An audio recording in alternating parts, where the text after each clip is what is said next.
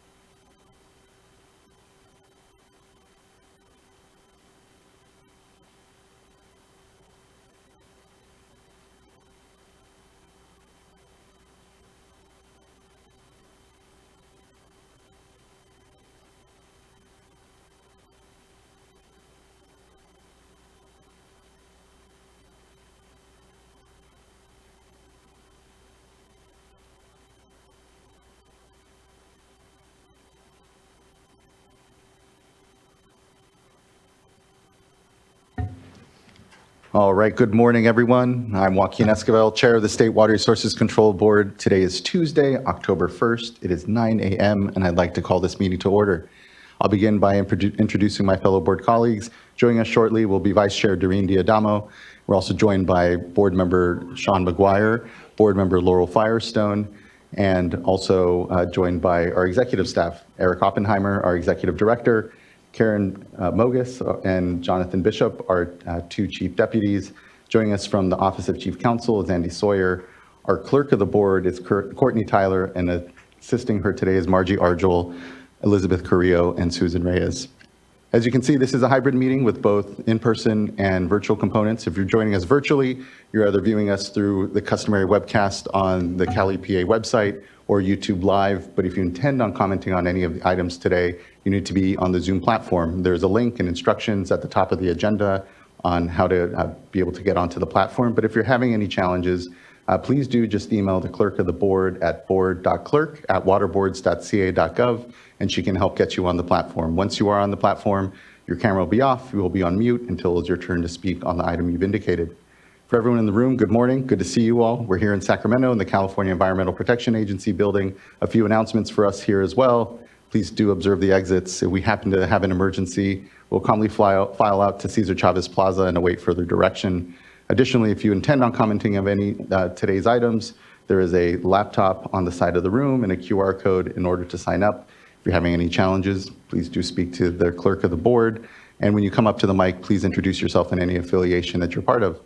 And lastly, please do silence any phones just so that we have an uninterrupted discussion this morning.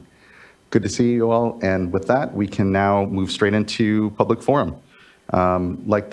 We have about 6 public forum commenters this morning. And the first commenter I'd like to call up is Chris Milan, be followed by John Coogan, and then Derek Urasic.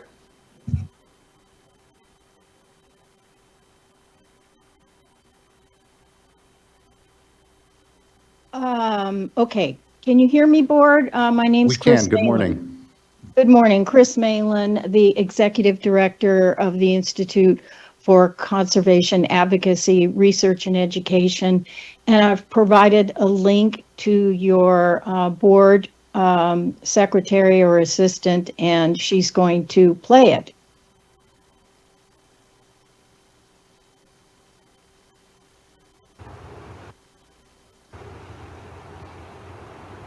This is the Napa River at the Pope Street Bridge area in St. Helena, California. And you can see the Napa River is bone dry. The riverbed is cracked, and there's not a sign of moisture here. Yet this, at one time, was a free-flowing river that had salmon of both coho, chinook, and steelhead.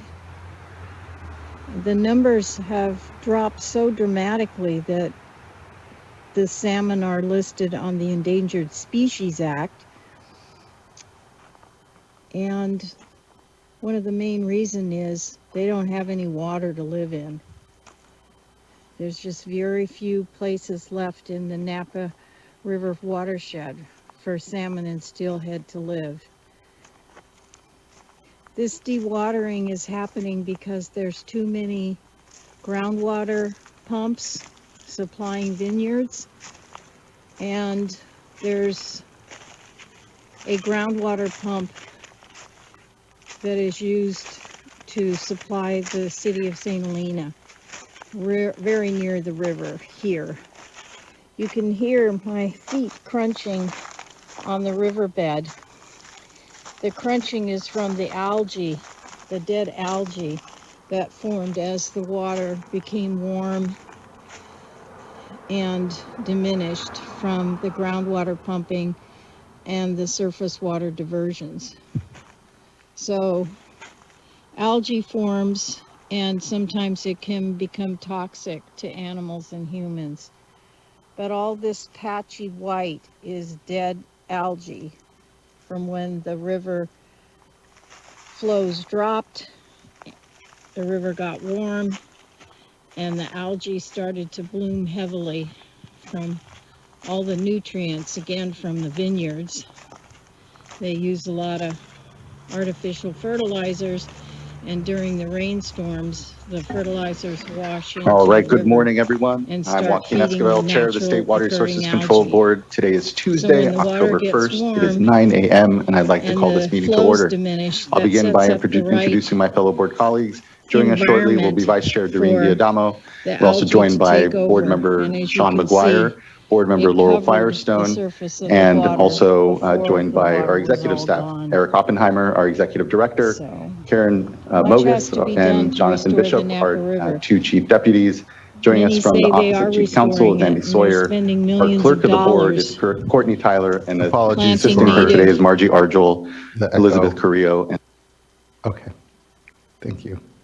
Sorry, Ms. Malin, I think what started happening was there was a webcast that was going on along with your video, so we only got about halfway Okay. through it.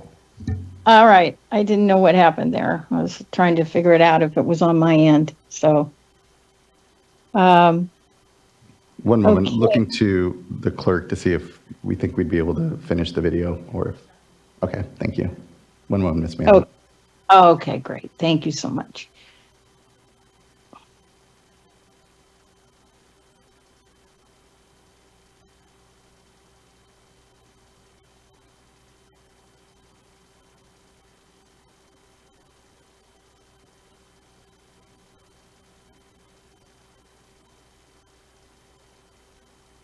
Plants and restoring degraded riverbanks.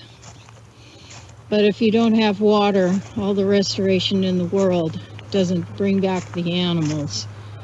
And if you see up here, as I walk towards this rock outcrop, that would have been a place for steelhead and salmon and all manner of other aquatic animals like yellow-legged frog, California freshwater shrimp.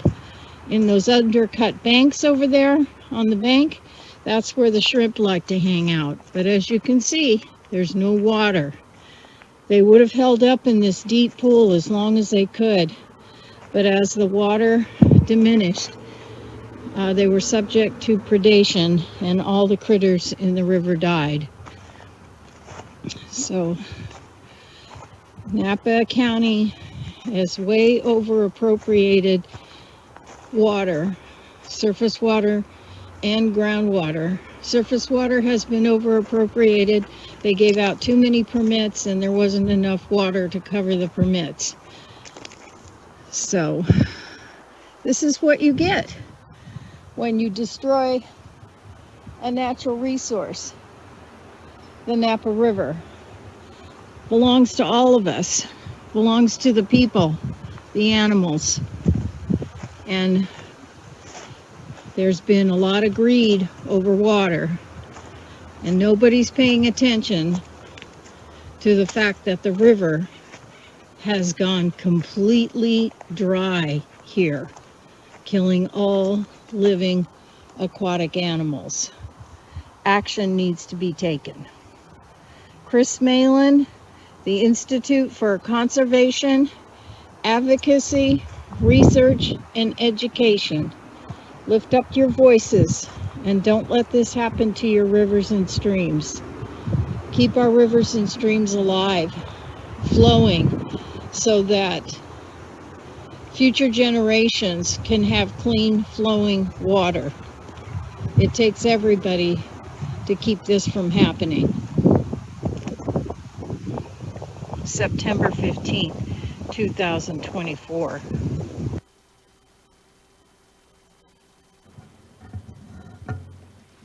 So I was not planning to take that video. I went there to photograph 2 dead beavers that the community is in uproar about. Somebody found 2 dead beavers at their beaver dam, and we don't know why. But when I got down there, I thought, well, it could be because they didn't have any water, but I never did find them. Thank you so much for listening and watching this morning. Thank you for your time, Ms. Malin. Appreciate you addressing the board here, raising your concerns. And I know that here at Public Forum, we don't necessarily have a comment or response right away, but do know that the Napa River and so many of the streams within and rivers within the state of California are being looked at. So I appreciate your advocacy here. Thank you, Ms. Malin. Next, I'd like to call up John Coogan, be followed by Derek Urosic, and then Jarrett Martin. Yes, hello, can you hear me? We can. Good morning. Okay, I'm going to share a PowerPoint presentation, I hope, and should be 5 minutes long. Sorry, Mr. Coogan. We don't allow folks to share screen. You would have needed to have sent it over to our clerk beforehand to be able to share. But if you can maybe speak through some of what you would like to have presented, that can satisfy for this morning. Okay, you'll just have to trust that the pictures that demonstrate what I'm talking about exist and are available for review. Yeah, and if you would like, if you can email the clerk of the board the photos or the material that you'd like to have shared with the board, she can do so here afterwards. And that's at board.clerk@waterboards.ca.gov. Yes, I have her email. Okay, thank you. My name is John Coogan, and I represent Trinity County's Rowdy Bear Preservation, which is a group of 3 landowners that abut a California grow, which is CCL 106. And this is in regards to an EPA process that we began, Complaint 57634. And after a couple of years of gathering evidence and conversations back and forth, in March of 2024, Kate Hawken, who's the water resource control engineer for the No Coast Regional Water Control Board, determined that the Regional Water Board did not find evidence of significant water quality issues on the subject property. While we acknowledge the presence of cultivation-related materials and waste, property is situated upland away from streams and materials and do not appear to be impacting water quality. We contend that the violations are not dependent on immediate impact and compliance is unto the regulations themselves, and violations do affect neighboring roads, land, water usage, seasonal, ephemeral streams into the Philpott and South Fork watersheds, and a shared aquifer. Assessment was made with no site visit. Assessment was made with no review of paperwork. And the lack of this review has opened the neighbors and land association for legal retaliation for, quote, filing a false report. So we are asking the central office to give us an advocate to help us have the paperwork reviewed and ideally a site visit. I understand resources are short and things have to be prioritized, but we would like a look at the water hauling, road building, waste disposal, and erosion control. Vis-a-vis the water hauling, section 2, number 94, cultivators have to retain for 5 years documentation, and they could not have documentation because we are situated inside national forest, federal land. They don't issue commercial permits for hauling for the marijuana industry.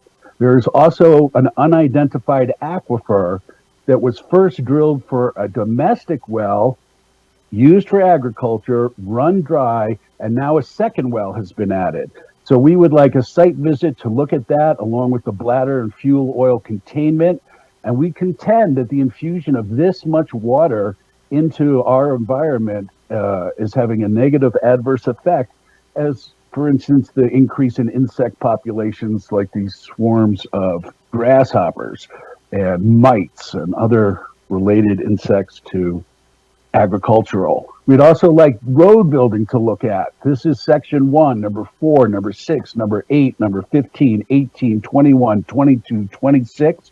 I have numerous photos that this was not designed or executed by qualified professionals, as said in section 2, number 4. Permits were not granted to widen and deepen Forest Service roads or an easement through my property. That's section 1, number 18. There's no known report from a qualified biologist identifying sensitive plant, wildlife, or communities. Section 1, number 10. We would like a site visit to determine that the roads are not compliant with California Code Regulation Title 14, Chapter 4. Roads that are subject to rainy and winter travel are not paid, and trespass happened when slash and other debris were pushed onto neighboring lands with these improper roads. We'd also like waste disposal to be reviewed. There's numerous parts of Section 1. California Fire, CAL FIRE, has already cited them for irreparable logging. The grower claims trash was not buried and burned, despite our pictures of it being buried and burned. And we would ask for the paperwork again to be checked that there are receipts for proper disposal at a California cannabis operation. We think ideally there should be soil testing. And to this day, cannabis waste is left exposed to the elements where it runs off. We are on top of a mountain, so it all goes down. And also waste is used as fill with all the pesticides, amendments, and other parts of that industry.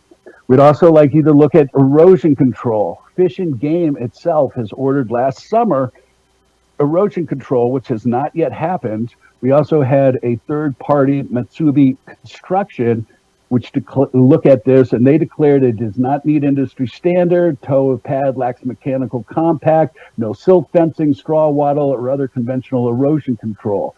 This creates irrigation runoff, tailwater, sediment, plant waste, and chemicals on surface water via surface runoff and may be going into the aquifer. It also comes down across our roads, erodes them, and enters ephemeral streams. So this, again, goes to trespass and impact. Unpermitted work. This was not done by qualified professionals, and the slopes were not stabilized to prevent sediment discharge to surface waters. I have many photos of this. We respectfully request Rowdy Bear preservationists a review of the Northwest Water Board decision to review relevant paperwork, site inspection, enforcement, and mitigation, and generally would like a reconsideration of approval by the Water Board for CCL 106, given the environmental location, impacted community, roads, aquifer, and a history of noncompliance that should not be rewarded with a license. Thank you for your time. Thank you as well, Mr. Coogan. I'm looking over to our Chief Deputy, Karen Mogus, and perhaps Ms. Mogus, you can follow up with Mr. Coogan and his concerns. I know it may be an enforcement issue, so maybe a referral to folks there, but. Yeah, certainly. I'll contact Mr. Coogan and our Office of Enforcement and figure out what's going on. Thank you. Really appreciate that, Ms. Mogus. And thank you, Mr. Coogan. Appreciate you right. elevating this to the board this morning. Thank you all for your time. Thank you as well. Next, I'd like to call up, let me make sure I'm looking at my list here. Derek Urasic, be followed by Jared Martin, and then Ricardo Ortega. Great. Good morning, Chair Escobar and members of the board. This is Derek Urasic, and I serve as the chair of the Kern County Subbasin Coordination Committee, representing all GSAs within the Kern County Subbasin. On behalf of the Kern County Subbasin, I express our deep appreciation for the time and effort invested by board members and staff in visiting Kern County in person over the last month to learn more about our groundwater basin and understand the improvements made with our new 2024 GSP. Your engagement reflects the board's recognition of the vital role that local agencies play in understanding and managing the complexities of their basins. We believe an in-person engagement is invaluable for fostering a shared understanding of the Kern subbasin's diverse groundwater users, unique hydrologic conditions, and the scientific data and methodologies underpinning the new 2024 GSPs. As we work through an iterative process with state board staff to align our new 2024 GSPs with the board's expectations, we welcome future opportunities to host board members and staff for additional in-person visits and meetings, particularly as we address specific technical components of our GSPs, such as a representative monitoring network, subsidence, and water banking. As a subbasin, we have committed additional funds to support the travel of our technical experts to Sacramento to ensure consistent and effective communication on technical issues with state board staff.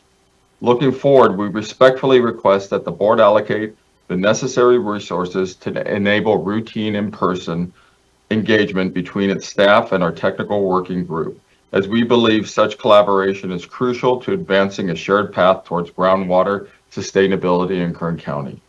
We also remind the public that Kern County Subbasin's revised 2024 GSP is now open for public comment, and we encourage stakeholders to review and provide input. A copy of the GSP and instructions for submitting comments are available at kerngsp.com. Thank you for the opportunity to provide comments today. Thank you for your time and those comments, Mr. Yarosek. I look forward to further discussion, and I know coordination that's ongoing, so thank you. Next, I'd like to call up Jared Martin, be followed by Ricardo Ortega, and then I believe our last commenter here is Supervisor Scott Silveria. Oh, apologies. I think the mic is cold. There's a button at the base of it. You just need to turn it on. Thank you. Thank you, Mr. There we Martin. go. Chair, board members, appreciate it. My name is Jarrett Martin. I am the General Manager of Central California Irrigation District and the designated Sigma representative for 6 disadvantaged communities, 3 of them being severely disadvantaged in the Delta Mendota subbasin. That's what I'm here to talk about. Our subbasin is about 750,000 acres. We have 23 GSAs. We're in 6 counties. We have 9 adjacent subbasins. We're 100 miles long. Our subbasin is on marine deposits, which means our groundwater is fairly saline. So saline that the community of Dos Palos, one of those severely disadvantaged communities, has been reliant on surface water since at least the 1930s. So our water quality is a challenge. If all that wasn't challenging enough and unique enough, we thought that, well, we're going to develop 6 GSPs to make this thing work. That was not successful, as you guys are aware, and we are simplifying that down into a single GSP. Particularly in that, some things that we're looking very carefully at for the sustainable management criteria is a collaborative partnership with the San Joaquin River Restoration Program and the Bureau of Reclamation. We have agencies and districts within the Delta Mendota subbasin that are actively engaged in financial assistance agreements with the federal government to make sure that that program is going to be successful. I think that's key for the interconnected surface water component of what we're dealing with. Actively engaged in that. Next, you'll hear from Mr. Ortega. He is the manager at Grasslands, and we have the largest contiguous wetlands west of the Mississippi, something that we're very proud of, looking at how the communities that I represent, the farmers, the environment can literally all work together in this, and you hear a little bit more about that. Most of our subbasin is considered economically distressed or disadvantaged. We don't like to think of ourselves as disadvantaged. I know it's a term, but we're very progressive, and we've put together a single plan that is achievable. Let me talk a little bit about what's in that plan. I think it is very progressive. One of the things that we wanted to take a very close look at is operating water levels in our groundwater wells within the historic hydrograph. We've set our MTs at 2015 water levels, something that is very, very progressive.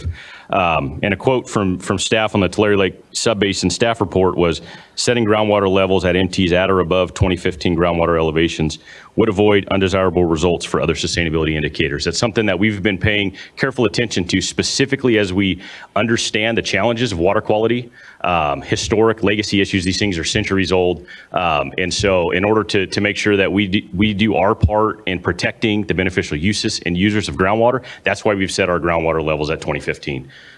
It is achievable.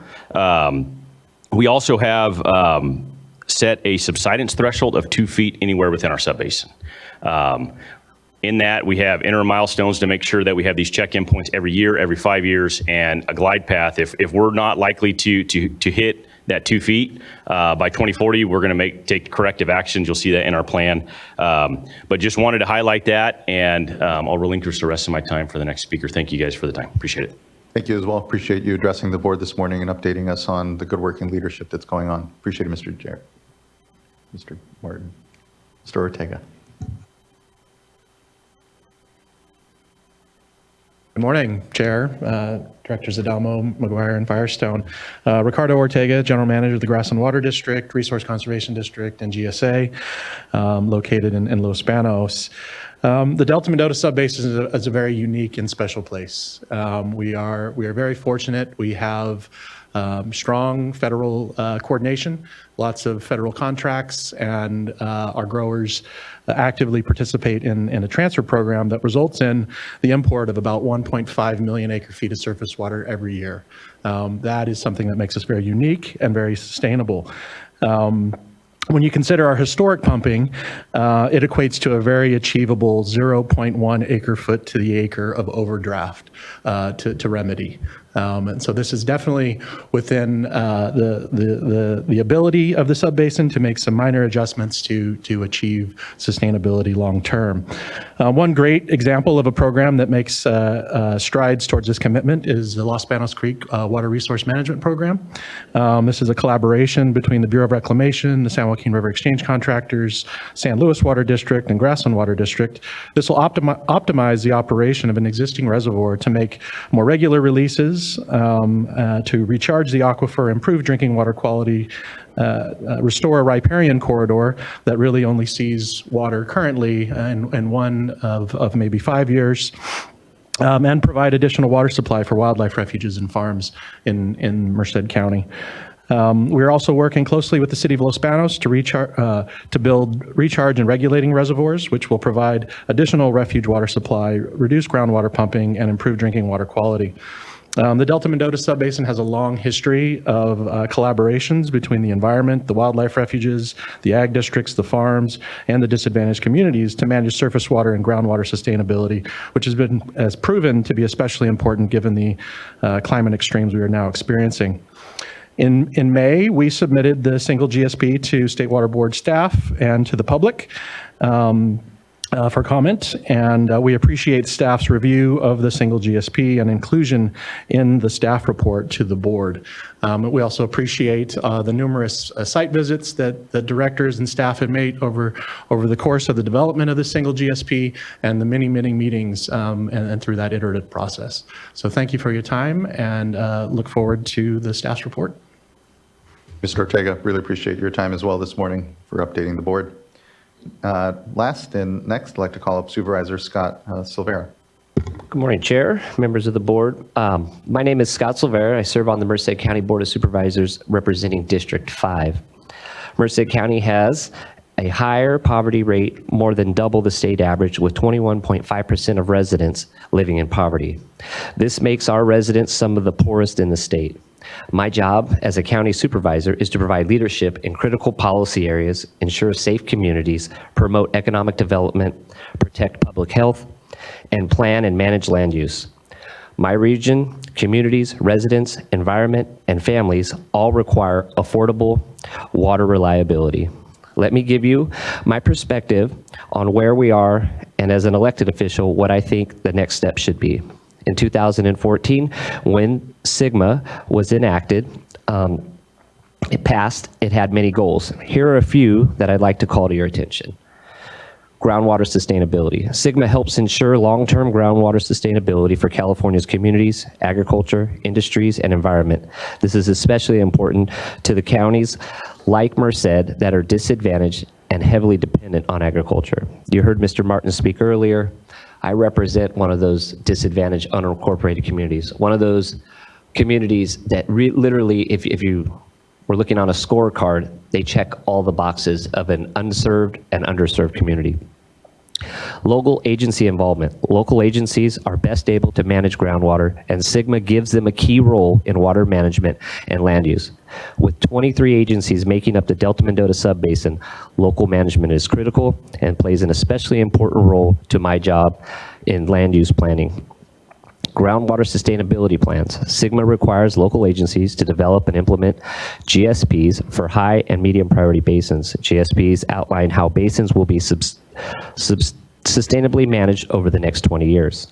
SGMA also defined your job. The State Water Resources Control Board is to act as a backstop when basins fail. In order to fail, you must be given the opportunity to perform. The Delta Mendota consists of 23 GSAs. Let me pause there. That's 23 GSAs, and as of today, 22 of those have adopted the single GSP, and the only reason we don't have all 23 is just timing, and that's on their agenda to be adopted soon. The Delta Mendota consists of 23 GSAs, separate and distinct government entities that have worked together with your staff over the last year and a half with subject matter experts to develop one groundwater sustainability plan. One plan for all 23 GSAs. Rarely do separate government entities, 23 of them, agree on anything, let alone a complex, comprehensive groundwater sustainability plan that achieves balances in the prescribed timeline while meeting the needs of our iconic wetlands, diverse communities, emerging industries, our farming operations, our residents, our families, and doing so affordably is a Herculean effort. These collaborative partnerships have already made investments in groundwater recharge projects, surface water storage projects, water use efficiency efforts, stormwater capture, and more. And while this plan has been deemed deficient without merit nor based on actual performance, it deserves the opportunity to be fully implemented without causing specific identifiable harm to the public, our communities, the environment, and ultimately to our basin. As one of the poorest counties in the state, our future depends on a successful locally implemented plan. We have seen other regions throughout the state fracture their coordination, and today we are demonstrating how we have come together for the good of all groundwater users, domestic, environmental, agricultural, and industrial. A key effort in passing SGMA 10 years ago was that local control was not negotiable. The state's intervention was only added as a backstop for failure. We have not failed. We have only just begun. I will leave you with this quote from Thomas Jefferson. Whenever the people are well informed, they can be trusted with their own government. We are well informed, we are working with experts and your staff, and will continue to do so, which means that the Delta Mendota Subbasin can be trusted to implement our GSP. Thank you for your time. Thank you as well for your supervisor and your leadership. Appreciate the time this morning again to update the board. I know we'll be having plenty further discussion around the Sustainable Groundwater Management Act, but really do appreciate the work that's gone on already and the engagement with us and the staff. So thank you. Appreciate the update this morning. All right, I believe that brings us to the end of our public forum commenters. Looking to my clerk to confirm so. Appreciate again everyone that's taking the time here to address the board and appreciate the work that's gone into it. Okay, now let's move on to board business. And our first item of board business is consideration of the board meeting minutes from September 17 and 18. Looking to my fellow board colleagues in case there is any adjustment, amendment, or discussion, and then otherwise. Move adoption of the board minutes. I'll second. Thank you both. Ms. Tyler, can you please call a roll call vote? Vice Chair Diadamo, Aye. Board Member Firestone, Aye. Board Member McGuire, Aye. and Chair Esquivel. Aye. Thank you. Thank you as well. The board meeting minutes are adopted. That now brings us to a tranche of a couple of informational items. Item number 2 here, or first, will be an update on the groundwater ambient monitoring and assessment program. I'd like to call folks up. Give a moment while people transition. Thank you.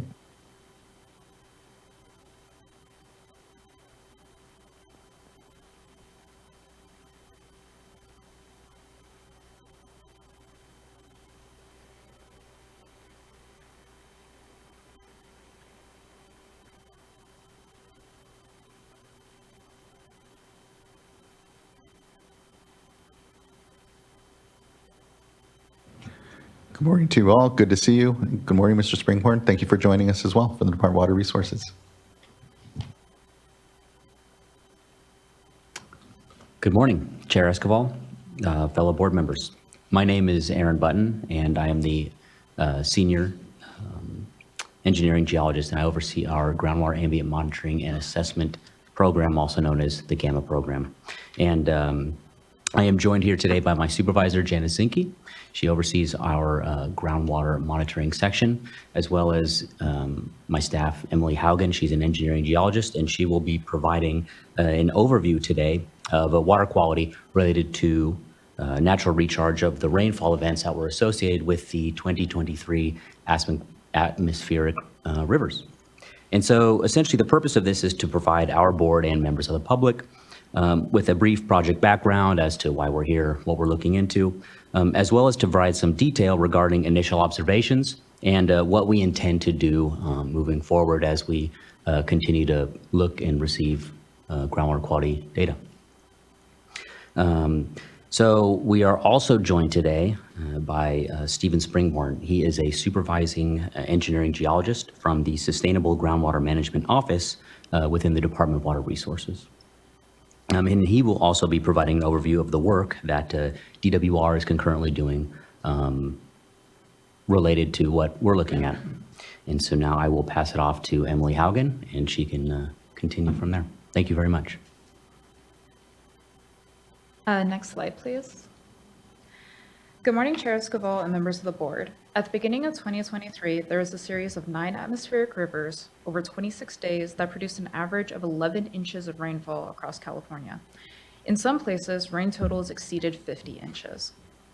This extreme amount of precipitation led to concerns about potential effects on shallow aquifers.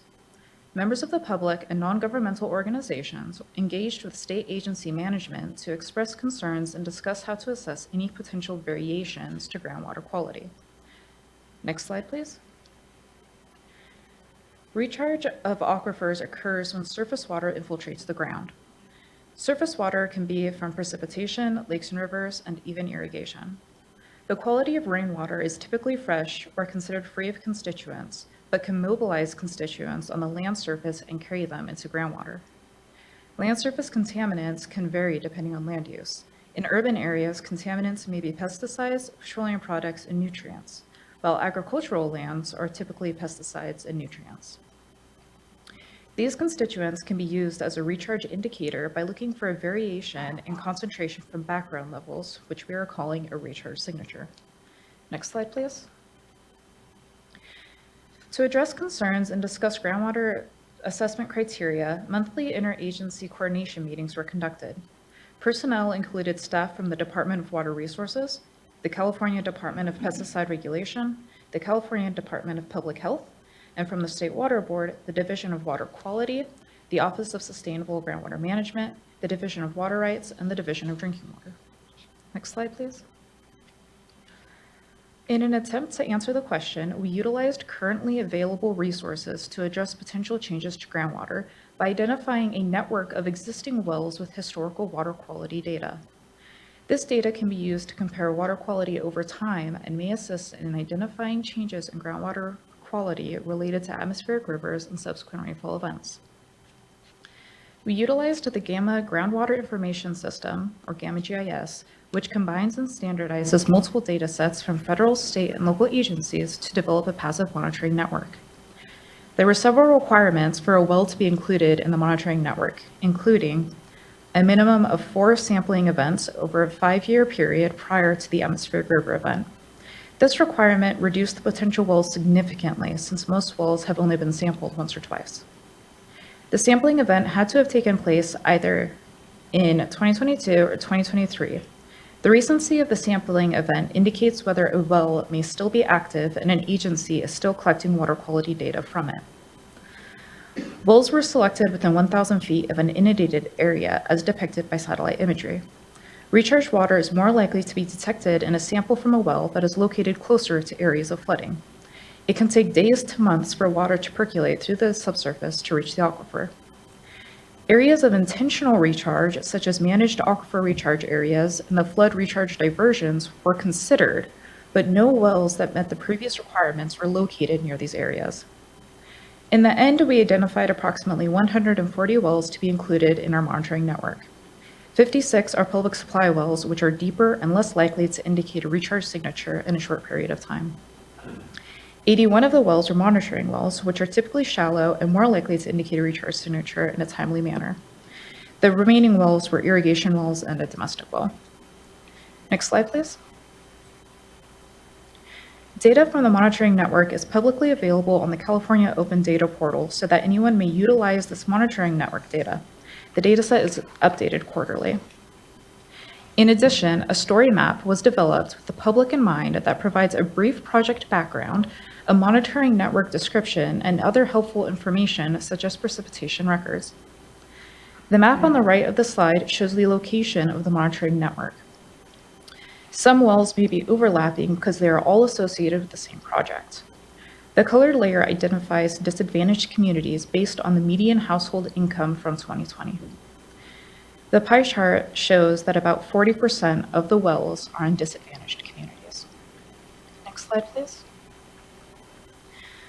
As this project progresses, we will continue to compile data as it is made available in Gamma GIS and update it on the Open Data Portal. We will also be using this data in an attempt to discern a recharge signature using a constituent's concentration over time. A recharge signature could look like an increase in constituent concentration after a precipitation event, followed by a decrease in the constituent if the recharge is from fresh or non-contaminated precipitation. The opposite would also be considered a signature.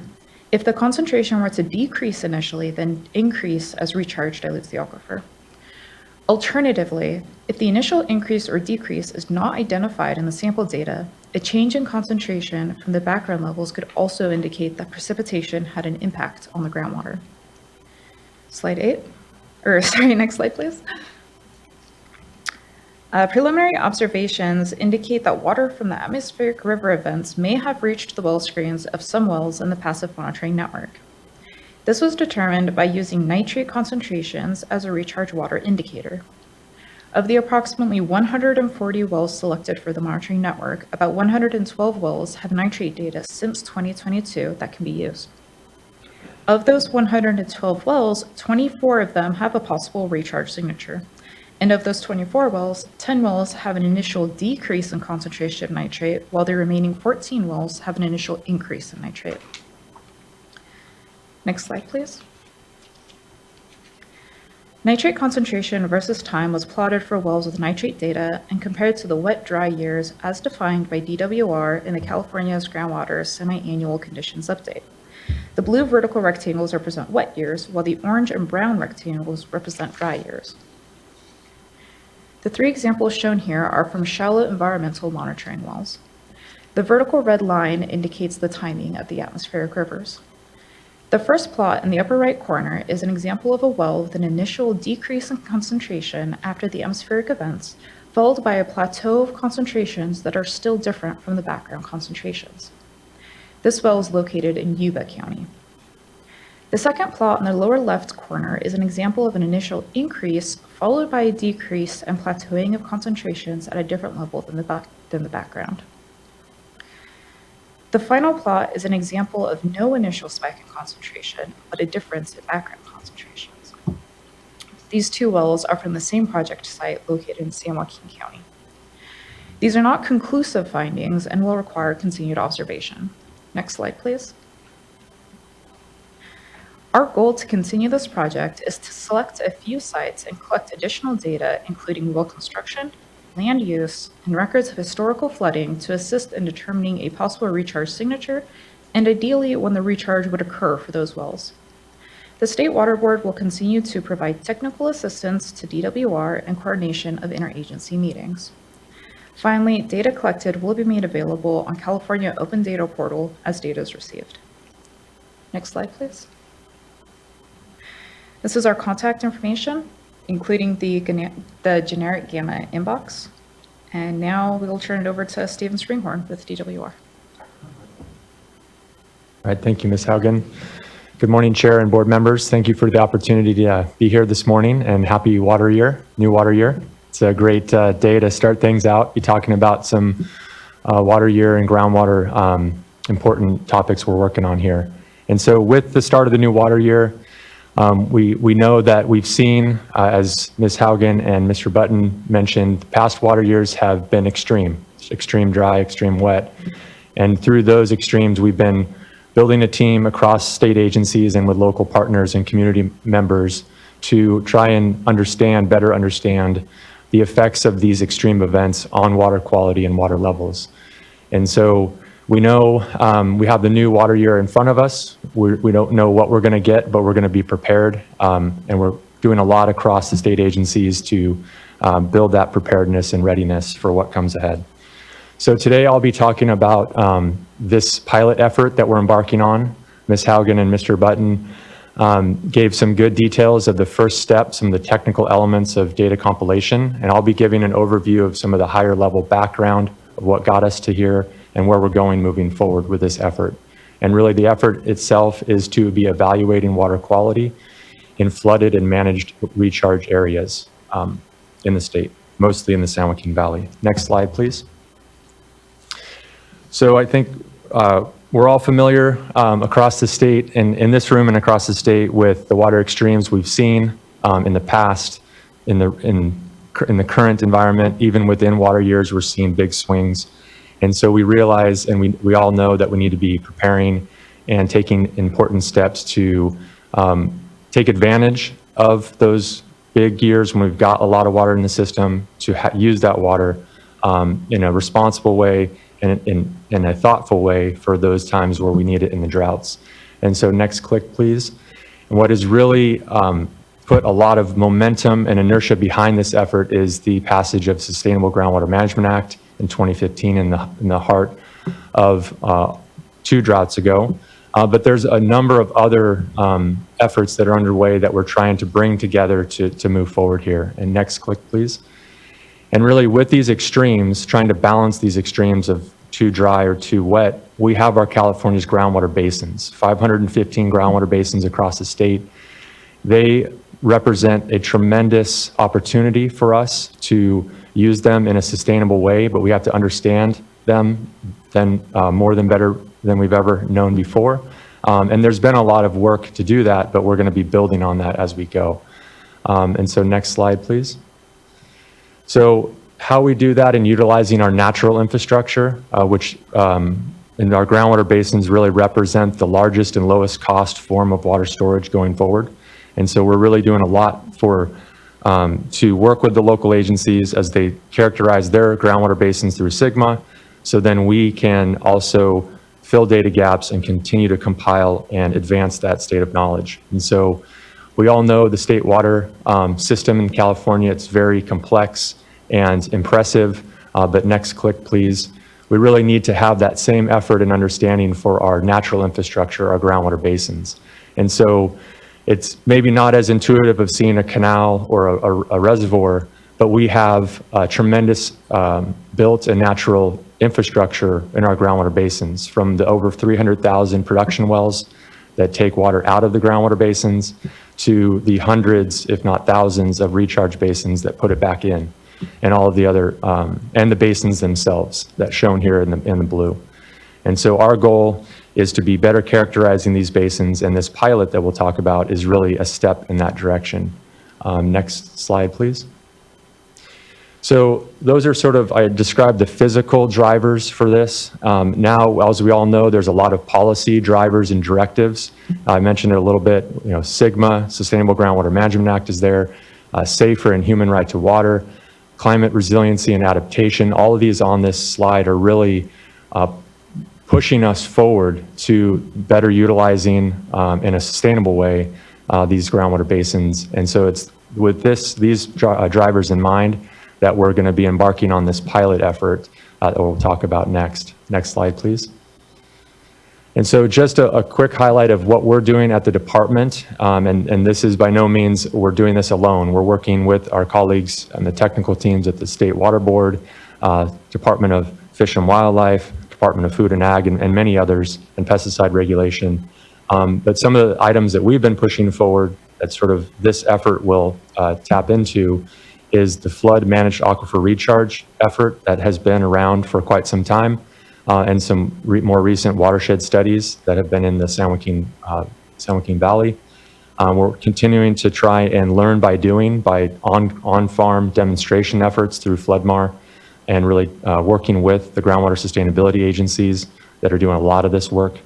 We're also looking at multi-benefit floodplain restoration opportunities, so recharge, but also looking at some of those other floodplain restoration or environmental benefits that come with that.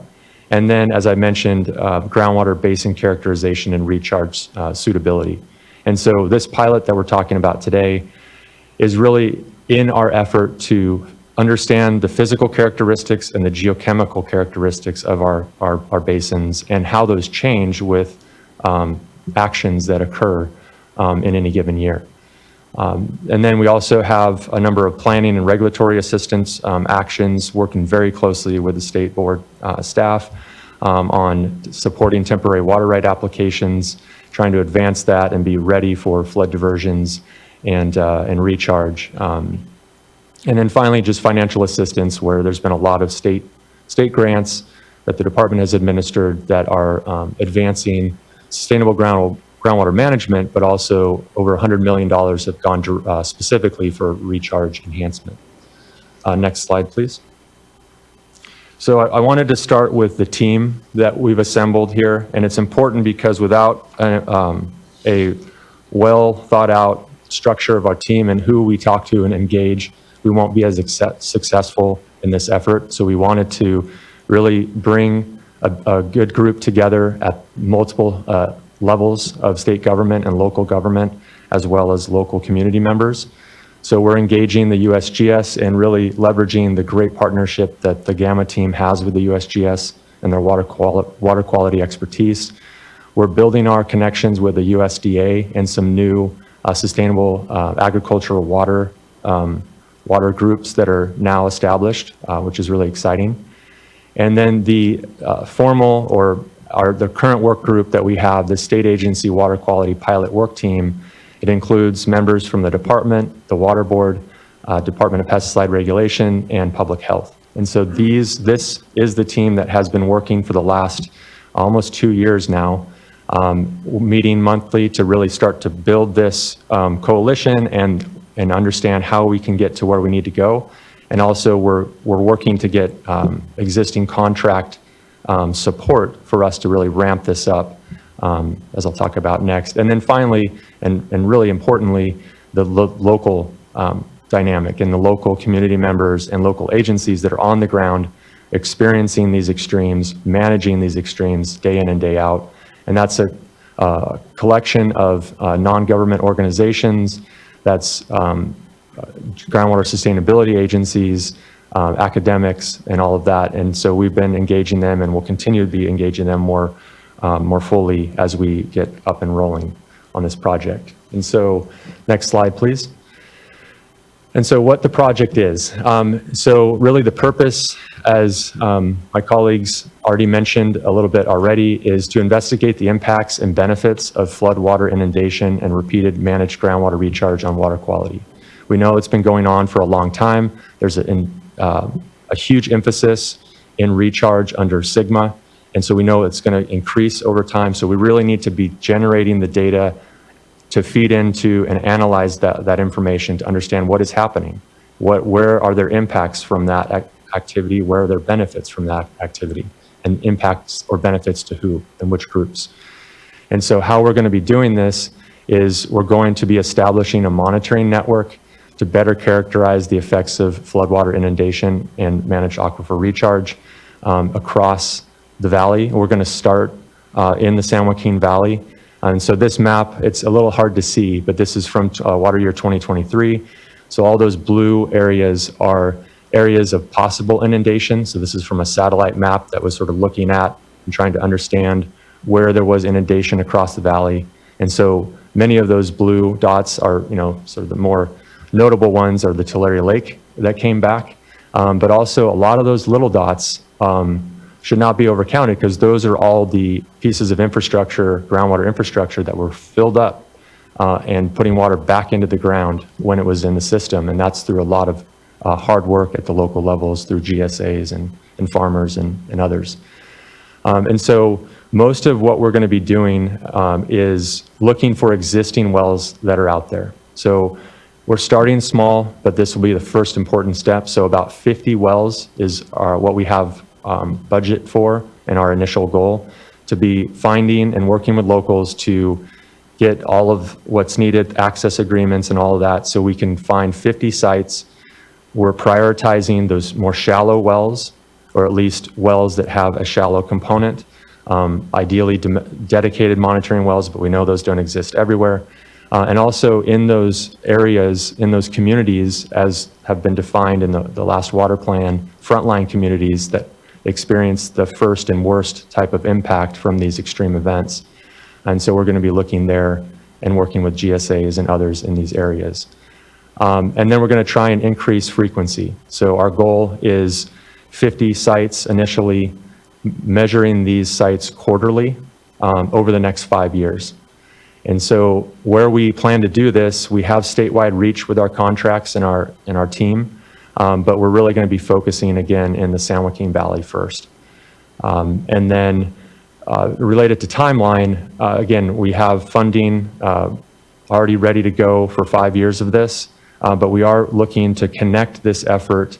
So all this effort that goes in right now, we want to connect it to the future of GAMA, the future of the department's existing groundwater level and water quality sampling events, so we can keep these samples going in the period of record going, so we can see these trends over the long term.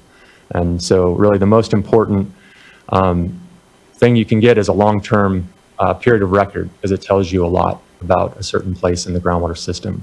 So really the focus is on data collection. We're starting small, but it's important to get that data, and then that data is going to get rolled in and incorporated into existing efforts to analyze that data and come out with results of what it means, whether there's impacts or benefits to these activities.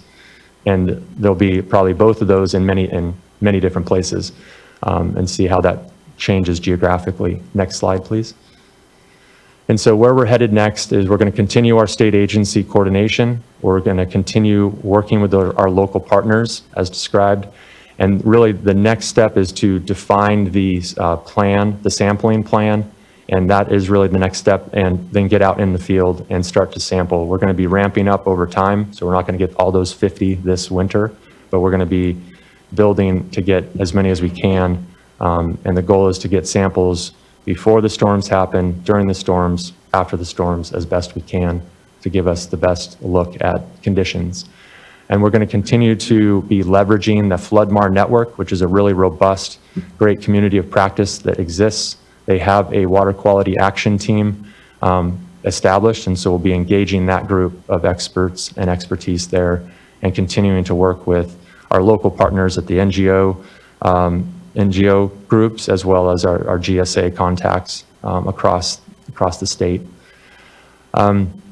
So again, with this data coming in, we're going to explore opportunities to put this into some type of decision support tool.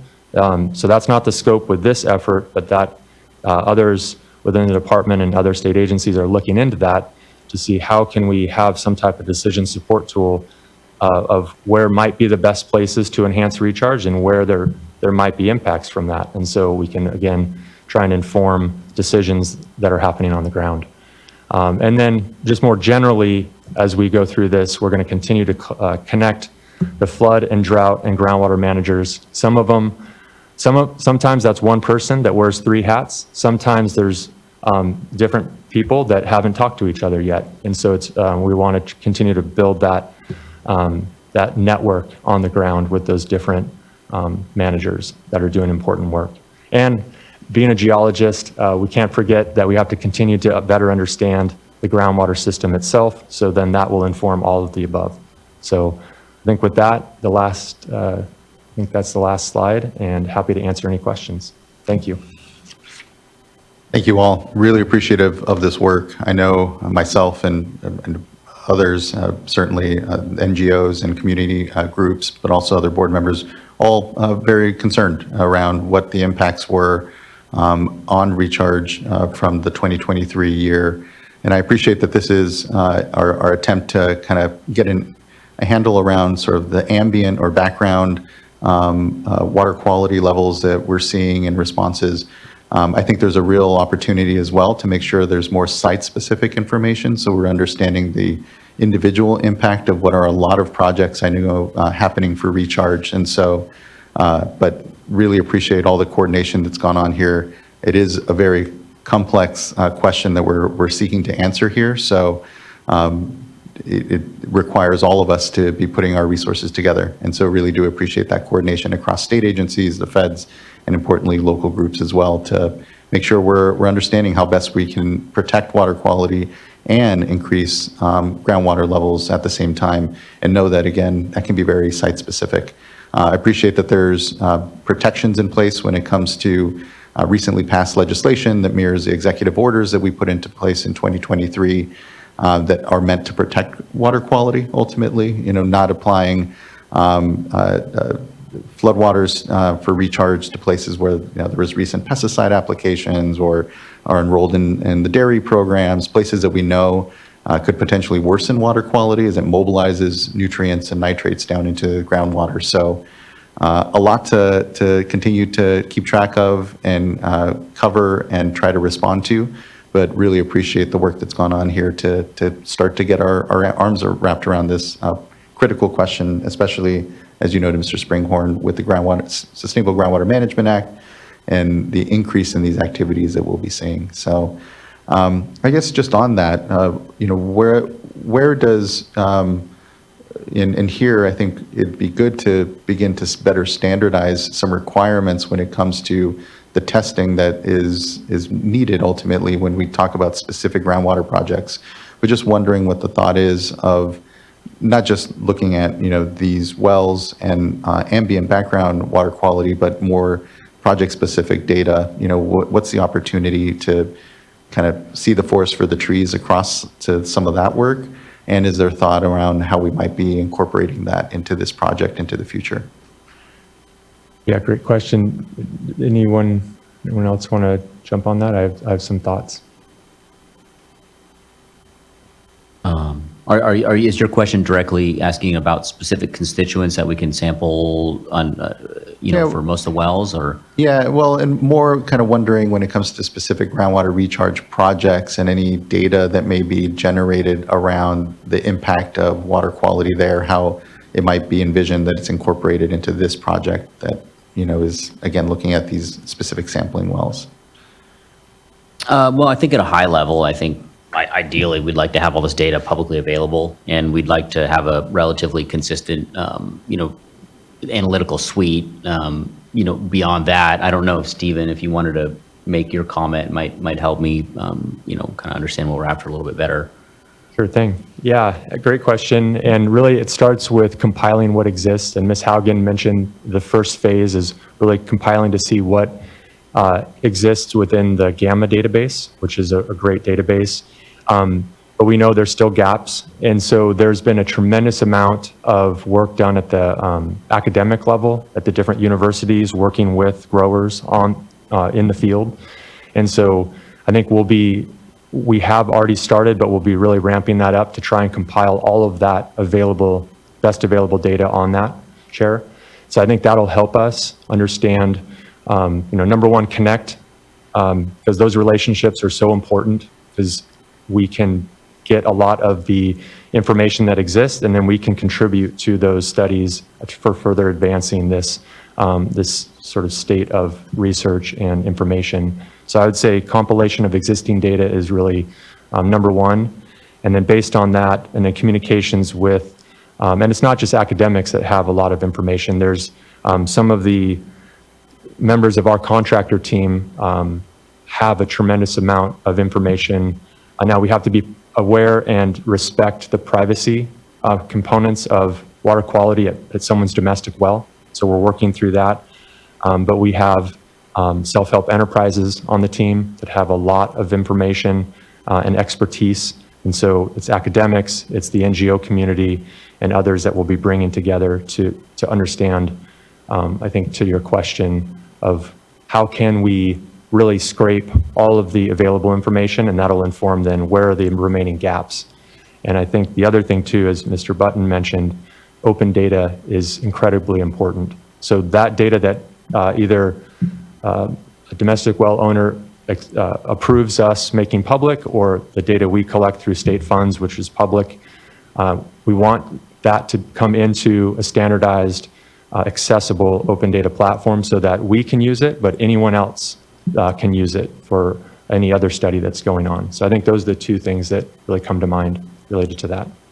Yeah, I really appreciate that. And I appreciate all the data being published on the open data platform here. Again, I definitely agree that it's not just for our own sake that we're developing this, it's really to be able to put it back out for local decision makers. And what it comes to mind is certainly, I know with all the groundwater sustainability agencies out there, and they're looking at recharge and recharge projects, there may be ways of activating them and opening up whatever information they have when it comes to specific recharge projects that they have, and any monitoring that they're conducting, whether because of CEQA or other requirements out there to help inform some of this project. So just thank you. Really appreciate, again, the great work. This is a critical topic. Looking to fellow board colleagues if they have question, comment. Vice Chair. The This is really informative. Thank you so much. I have a couple of questions, and I'll start off with coordination, and I appreciate the slide indicating all the different partners that you're working with on this, federal, state, and local, but there were a few that just seemed missing. So I see you have USDA, but not CDFA. It seems that they would be an important partner. We have an MOU with CDFA, and I know I've had multiple conversations with the secretary. She's a big advocate for groundwater recharge, but, you know, also water quality. And they've got the Healthy Soils program. So it just seems that there'd be, you know, useful conversations that could occur. And I'm saying this for, you know, our folks as well, in light of the fact that we have the MOU.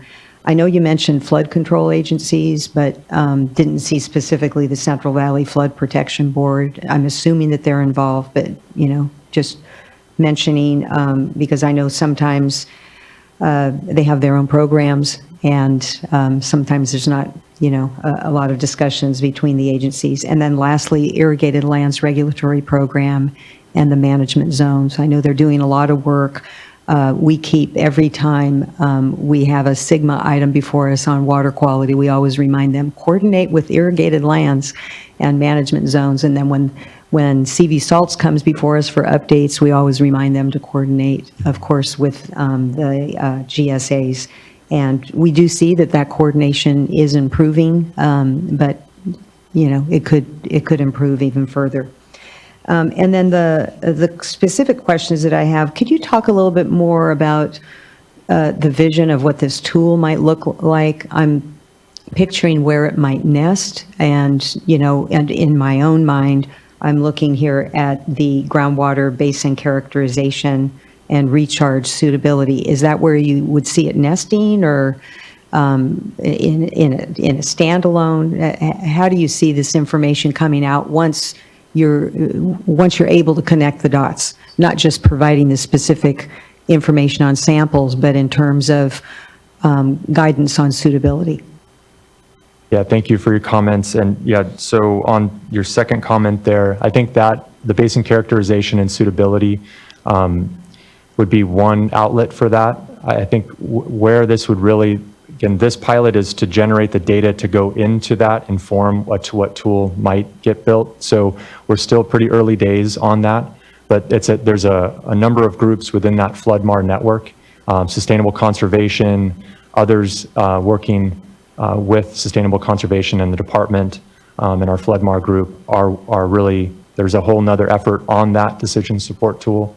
And so I think that's really where it'll come out, because there is a lot of coordination with growers that sustainable conservation and others like them have. And so really learning from the ground, bringing what is needed to inform those important local decisions. I think that's going to be a really key part of that. So I'm not as aware of the latest and greatest elements of the decision support tool, but we know that the data that we are going to be generating and providing need to flow into that. And so members of that team, who are much more of an expert in that than I am, are on our work team. And so they're going to be helping us structure the sampling plan so that what comes out of that will go right into that decision support tool. So I don't have a very good answer for you right now, but happy to get more information and send it to you as we do. Yeah, thank you. And so, as you said, flow, that's my last question, and I know it's way too early to tell, but, you know, as a layperson, someone without technical expertise, just figuring, you know, infiltration rates, soil types. So presumably this tool would be able to overlay all that information to see if there seems to be a correlation. And just would like to get your comments on that, and our staff as well. Yeah, great point. And so that really is where we're trying to connect as many relevant efforts as possible. So right now we have a team within the department working with other members, state agencies, to understand from the groundwater basin up to the surface, right? From looking at the physical characteristics, what controls those infiltration rates that you mentioned. And so with that effort, that will get fed into then how do we sample? So how deep, where are the data gaps? How do we answer questions like you had there of infiltration rates, and if you put it in a certain, if you put water in a certain area, whether it's flooded or it's intentionally managed to go there, we'll have as best of the information we can of the what happens next as it goes from the surface to into the groundwater basin.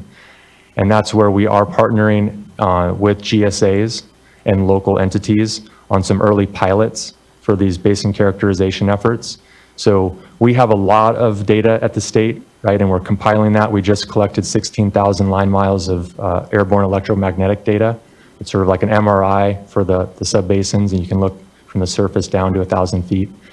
But the GSAs have a lot of the site-specific, and Chair Esquivel mentioned that site-specific matters, especially with water quality. And so I think we're going to connect the basin characterization efforts with this to inform the sampling, and then we'll be able to better answer those questions that you had. Yeah, and just before maybe others have, I just wanted to hit on the coordination. Thank you for that feedback. We have had some preliminary discussions with, or more with those different entities, but we'll definitely strengthen those connections. Thank you for that input. Thank you. Yeah, and if I could just add our upcoming contracts with the USGS Gamma, we are focusing the scope parts of it on special studies related to recharge and water quality to address and try to answer those questions that you have. So that'll be great, and hopefully we can have another information item with some additional information on that. All right, thank you. Any other questions?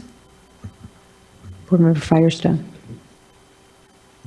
Sure, and maybe I'd, echo all of the points that have been made, and just also just want to emphasize also the importance of Gamma and all that is enabling here. If we didn't have Gamma, we wouldn't be anywhere near where we are in terms of being able to do this kind of study and understanding. And I just want to recognize how important that program is. And I really appreciate the transparency and accessibility of the data and the collaboration and partnerships. It's just, I think, a really vital program that enables us to take advantage of these atmospheric rivers and make better decisions and understanding. So just want to emphasize that. I think two things maybe to emphasize that, both the chair and vice chair mentioned is that I've been involved in the Central Valley CV salts and nitrate management efforts for a really long time. And of course, part of that folks are focusing on now with the management zones is how do we improve water quality with, and potentially use targeted recharge. And so I'm really hopeful that this project will be coordinating really closely with those efforts in addition to the GSAs. I mean, the GSAs are, at every tour I've been on recently has been looking at very project-specific opportunities to improve both water supply in particular, and hopefully water quality ultimately for a number of community wells, particularly certain projects and GSAs, but the management zones in particular are totally focused on water quality. And so, and they've been trying to model this or do pilots for a very long time. So I really want to see, I'm always anxious to get to actions and not just studying things, because we're never going to have all the data and analysis that we want to have, but people are making decisions now and doing projects now. So I'm hopeful that maybe we can hear more about particular projects that are ongoing, particularly with CV salts in the management zones that are where we're seeing some results as this progresses.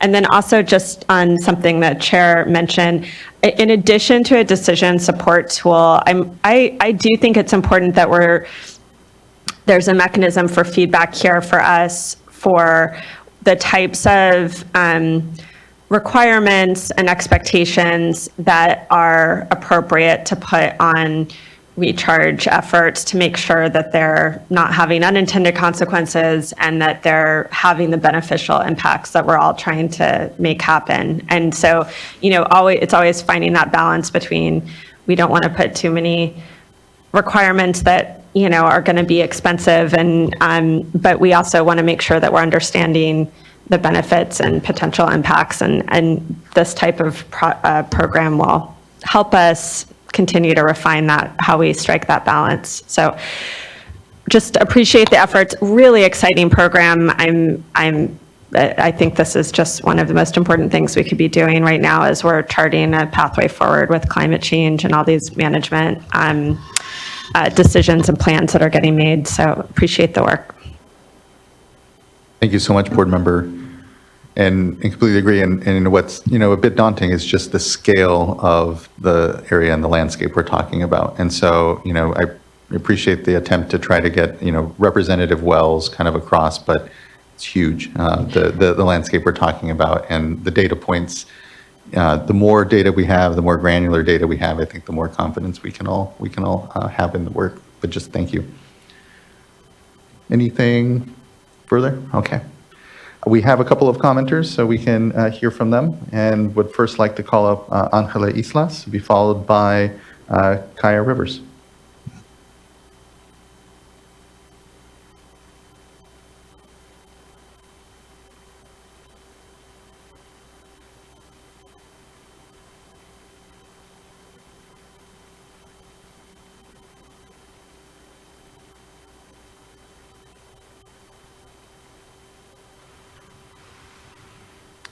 Ms. Islas, if you're unmuted, you may be away from your computer at this point, so we can come back to you, and we can go next then to Kaya Rivers.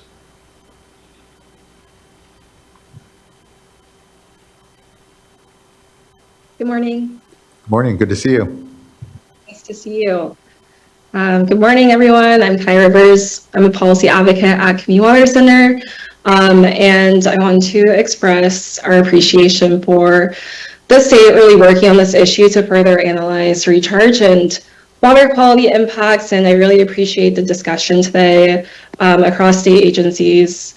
It's really great to see. As you know, recharge can really be used as a tool to improve communities' access to drinking water by mitigating drinking water impacts such as decreased water quality and water quantity. And like mentioned in the presentation today, communities' drinking water is really on the front lines of climate change.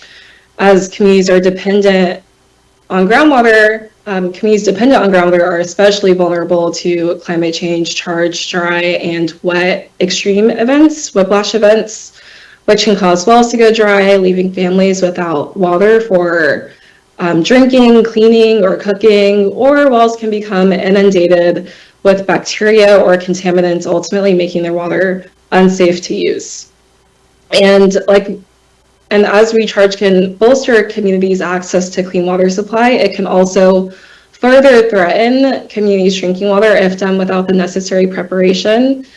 So again, I really want to express our appreciation for the state recognizing that recharge can mobilize these contaminants found in the soil and into the groundwater and further burden communities already burdened access to drinking water. And this preparation is really key to better respond to these increasingly more common climate change extreme events, and especially as entities move towards emergency and permanent recharge in order to balance water budgets. So in order to be successful, it's really important to understand how recharge can positively and negatively impact drinking water, map locations where recharge should and shouldn't go, identify best practices for entities to use, such as groundwater quality monitoring and soil monitoring, and understand how recharge can impact how groundwater flows and can potentially impact domestic wells. So again, this work is really crucial for making progress towards meeting the state's goals, such as outlined under SB 659, which requires the state to establish best standards on how to conduct recharge, utilizing mapping and evaluating drinking water impacts caused by source recharge, water, soil quality, or recharge sites proximity to drinking water wells. So again, I really look forward, or I really appreciate the work that the state's doing here, and I look forward to working with the board and DWR to ensuring that drinking water is protected as we harness these wet seasons. So thank you. Thank you as well, Ms. Rivers. Really appreciate your advocacy and contributions here to the work, and just thanks for collaborating with us and helping to ensure that we're looking at this information and making it, using it to be the best decision makers we can. So thank you. It's much appreciated. Thank you. Next, go back to Angela Islas. Hi, good morning. You can hear me okay, right? Good morning. Yes, we can. Thank you. Okay, perfect. So good morning, everyone. Angela Islas here with Central California Environmental Justice Network. I don't have a lot to comment. I just want to second my colleague Kaya's comments. I know that that CCJN is really looking forward to collaborating with CWC and other partners, as well as with DWR, Stephen's team, and all other agencies to really look closely on this matter around recharge. You know, I think for us at CCJN, we work primarily a lot in Southwest Fresno County, and that area is under the Kings Water Alliance boundaries for CV salts. And, you know, we have a domestic well community there that has been impacted by nitrate contamination, as well as drought impacts. And, you know, we can't forget as well GSA activities with over extraction. So there's a multiple impact for this community that, you know, we are looking to really understand and see how groundwater recharge can be a potential solution for this community. So I think, like, you know, with the pilot, I know that it's going to really focus on a lot of the existing recharge sites, even under the EO. But, you know, we're not wanting to forget other communities that, you know, really can see recharge as a potential opportunity. So I wanted to elevate just that point right there for Southwest Fresno County, and especially those communities there. But overall, you know, I think that, you know, this is like Board Member Firestone had mentioned, this is a really tremendous opportunity also to really look into not just kind of like how we can understand recharge better, but even on top of that, I think trying to understand the multi-use of recharge, because a lot of these projects like are trying to focus on the multi-use for not just like farming or even other like solutions to addressing groundwater capture, but we're also wanting to make sure that communities like are able to have that solution for safe and affordable drinking water.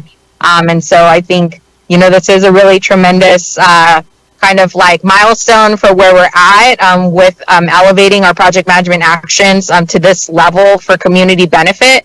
And just, again, really looking forward to exploring this under CCJN with all of you to really see how much we can potentially build on this goal that we have in the state for all communities to have access to water. So thank you so much for the time. I really appreciate the presentation as well. Thank you as well for your time and contributions here. Really appreciate the partnership, Ms. Islas. I'm looking forward to, I know, what will be further updates and discussion in all of this. So thank you. All right, that brings us to the end of our commenters here. Looking to see one last moment if there's anything further from folks here at the dais. Hearing none. Thank you both, or thank you all, and really appreciate the really great work again that's gone on. Look forward to further update here. Thank you for updating the board and elevating all of this really needed and appreciated discussion. So thank you. All right, that wraps item number 2 and brings us to item number 3, which is another informational item, this time on our underground storage tank cleanup program and GeoTracker. Give a moment for folks to swap in.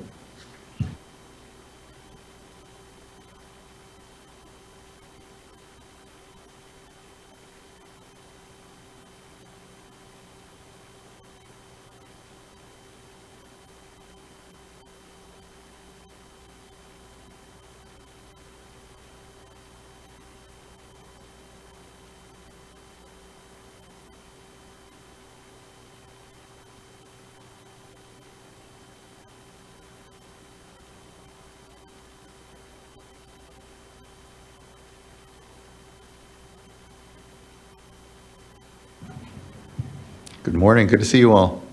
Good to see you all too. Just making sure that I was like, okay, got the mic on. All right. Good morning, Chair Esquivel and members of the board. My name is Julie Johnson. I'm an engineering geologist in the underground storage tank cleanup and GeoTracker unit in the Division of Water Quality. With me today is Stephen Mullery, also an engineering geologist in the UST cleanup unit and our GeoTracker technical lead, Dana Cordano, a senior engineering geologist and the supervisor of our unit, and Mercy Rayer, counsel for the UST program. Today, we are presenting to you a high-level overview of the Underground Storage Tank Cleanup Program, or UST Cleanup Program, and GeoTracker, the State Water Board's largest water quality and geospatial database. The last time our group gave a presentation on GeoTracker was around 2018, so we wanted to bring an update to the current board. Next slide, please. So first, I'll give an overview of the UST Cleanup Program, what we do, who we work with, and our program priorities for the next couple of years. Then I'll pass it off to Stephen to talk in depth about the GeoTracker database, what it is, how it's used within and outside of the State Water Board, and how it's managed.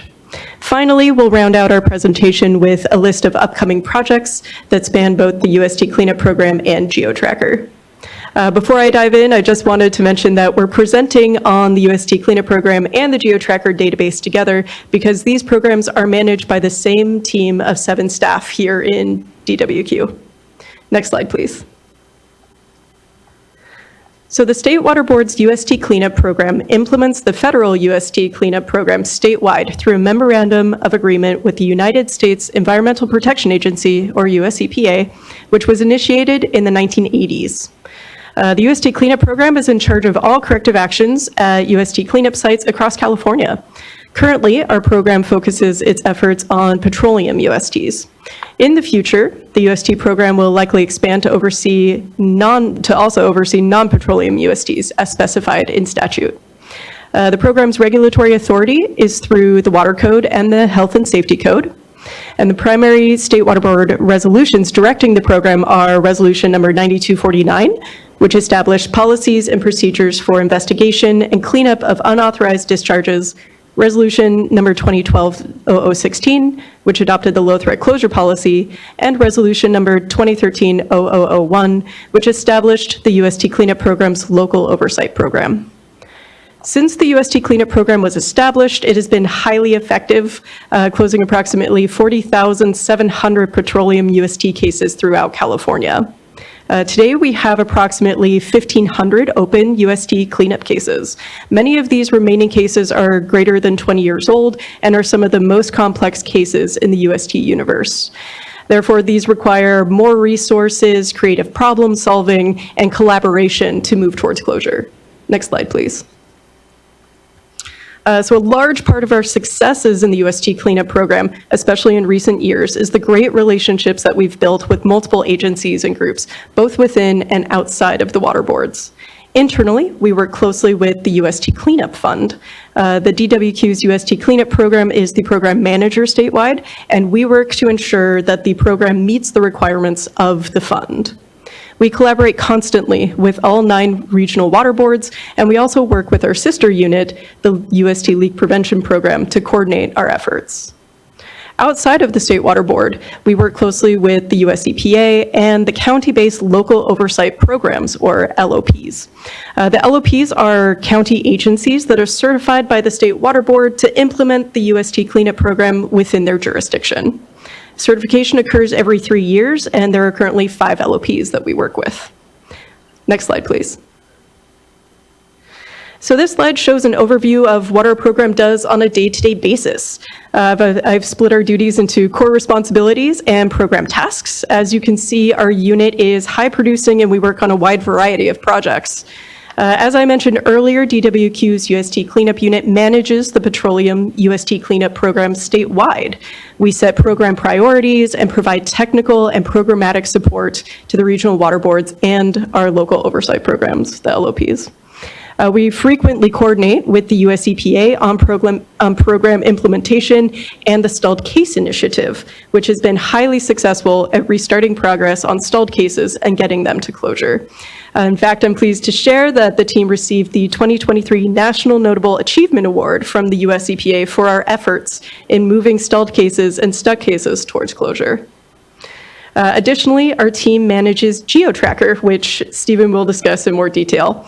Everyone on our team works on the GeoTracker help desk, serving members of the public, regulators, and many others, in addition to our UST cleanup program duties. Next slide, please. So for the next 2 fiscal years, we have 4 main priorities. As climate change impacts intensify, a need for a statewide sea level rise vulnerability assessment tool was identified. In collaboration with the Department of Toxic Substances Control, or DTSC, and in coordination with the Ocean Protection Council, we are developing a statewide sea level rise and groundwater rise vulnerability assessment tool and publicly available interactive map.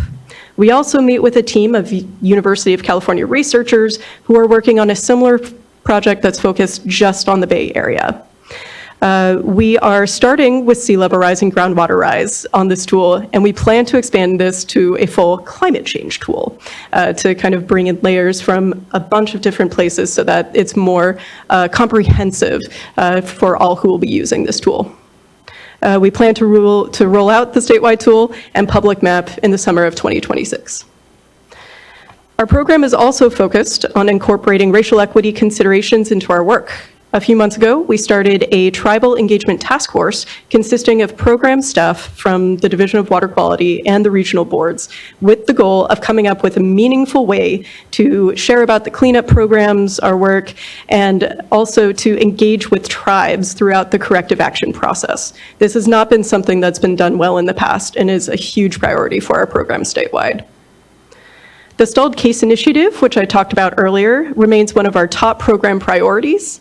Stephen will talk a little bit more about a tool that we're working on for that. And lastly, our group is supporting the UST Leak Prevention Program's rewrite of the California Code of Regulations, Title 23, Chapter 26. Or Chapter 16, apologies. GeoTracker is a vital component to advancing these priorities. We will be building features and tools for regulators and the public to support them. And now I'll pass it off to Stephen to talk about GeoTracker. Next slide, please. Thanks, Julie. Good morning, Board Chair Esquivel and members of the board. I'm Stephen Mullery, a geologist and the GeoTracker technical lead for the DWQ's UST Cleanup and GeoTracker unit. In the next few slides, I will provide a high-level overview of what GeoTracker is and some upcoming projects that we plan for this system. Next slide, please. All right, so in 1997, legislative mandates such as Assembly Bill 592 and 2000, along with Senate Bill 1189, required the State Water Board to develop a geographical-based system to evaluate risk to water resources and public health, along with making decisions regarding existing or potential underground storage tank release sites. In March of 2000, the State Water Board initiated a project to implement GeoTracker statewide in the effort to replace the existing UST tracking system known as Lustus. The GeoTracker system currently tracks compliance data for sites that either impact or have the potential to impact water quality in California. And we also wanted to mention that GeoTracker is also referenced in the California Code of Regulations, Health and Safety Code, and the Water Code. Next slide, please. All right, so I love this slide just because it shows how large GeoTracker has become over the past 24 years. As I mentioned in the previous slide, GeoTracker was originally developed to track leaking underground storage tank sites in California. However, since then, more water board programs have been eventually added to the system, and today GeoTracker houses over 12 different water board programs. And for your reference, most of the general programs are shown in this slide, but just know that this is not the exhaustive list of all the programs. Next slide, please. All right, so since there are so many programs that utilize GeoTracker, there is a significant amount of documents and data uploaded to the system. To date, there are over 2.5 million documents and over 1.2 million individual data submittals in the system. GeoTracker has a variety of features that are utilized by regulators, by the regulated community and the public to assist with accessing these files and data they are looking for. One such tool is an interactive map where users can view the sites and their associated data for an area they're looking at. All of these features and uploaded files are available 24 hours a day and 7 days a week. GeoTracker also can import data from multiple data repositories. This is very critical for our system's existing tools. For example, to support DWQ's racial equity efforts, GeoTracker has added OEHA's CalEnviro Screen 3.0 and 4.0, along with US EPA's Climate and Economic Justice Screening tool to assist with highlighting disadvantaged communities statewide. Another example is related to the Water Board's PFAS effort. Currently, PFAS sampling data related to non-drinking water sources are stored in GeoTracker, while PFAS sampling associated with drinking water sources are stored in the Division of Drinking Water's Safe Drinking Water Information System, also known as SWRCB. In the effort to show PFAS data from both systems on one public portal, our team worked with DDW staff to bring all the relevant information into GeoTracker and to display it on an interactive map that the public can access. Importing this data from other repositories will be important for other GeoTracker projects our unit is currently working on, which I'll get into later in this presentation. Next slide, please. All right, so before I go into the upcoming projects, I did want to clarify that the Water Board owns the data stored within GeoTracker. However, our programmers, EcoInteractive, owns the system's mainframe. EcoInteractive was the original development vendor, and they worked with the Lawrence Livermore National Laboratory to develop GeoTracker in the late 1990s. EcoInteractive currently has a software as a service contract with the Water Boards to provide maintenance-related services for the GeoTracker system. EcoInteractive has maintained this database for over 20 years, starting from 2000 to 2006, and then from 2008 to the present day. Due to their vast knowledge of the system, EcoInteractive has been instrumental in keeping the system up to date. Next slide, please. All right, so as Julie mentioned earlier, all 7 members of DWQ's UST cleanup unit support the GeoTracker Help Desk. The Help Desk supports state and region water board staff, the local agencies, and the public, and not only addressing questions about the system, but also coordinates with these parties to determine programming needs for GeoTracker. Help Desk staff prioritizes these requests through a ticketing system and works with EcoInteractive to ensure the completion of the tasks. Some of these larger projects for GeoTracker will be covered in the next couple slides. Next slide, please. All right, so all the projects shown on this slide are items that the GeoTracker Help Desk team is currently working on with Water Board program staff. Starting from the top, in response to the effort that the Waste Discharge Requirement program is currently undergoing to make GeoTracker their electronic file repository, we plan to update GeoTracker so it integrates WR facility information, which is provided in the Water Board's California Integrated Water Quality System, also known as CWIX, with files uploaded in GeoTracker in order to establish tools and reports for program staff. Next, the Unified Program Agency, which encompasses the Certified Unified Program Agencies, or CUPAs, and their participating agencies, tank removal portal is being developed in coordination with DWQ's leak prevention group. The California Code of Regulations Chapter 16 rewrite that the leak prevention group is currently working on requires the UPAs to submit tank removal information onto the GeoTracker database. For the site cleanup sub-account program and expedited claim account program, we are working with staff to determine how we can best incorporate the data from both the Water Board's State Cleanup Fund Improved Information System, also known as SCUFIS, along with GeoTracker database to improve the existing project management tools. And then finally, in an effort to support the Cal EPA's Vapor Intrusion Work Group's efforts to develop a California Vapor Intrusion database, GeoTracker will serve as the main data management system to collect and store vapor intrusion data for both the Water Boards and DTSC. Next slide, please. In addition to the items from the previous slide, the GeoTracker Help Desk is currently working with outside agencies to address a couple GeoTracker projects. Our unit is working with DTSC staff to better optimize GeoTracker and DTSC's EnviroStore database.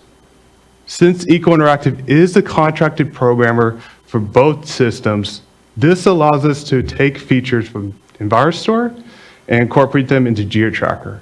The same can be done for DTSC. This is crucial for implementing some of our joint projects, such as vapor intrusion and sea level rise.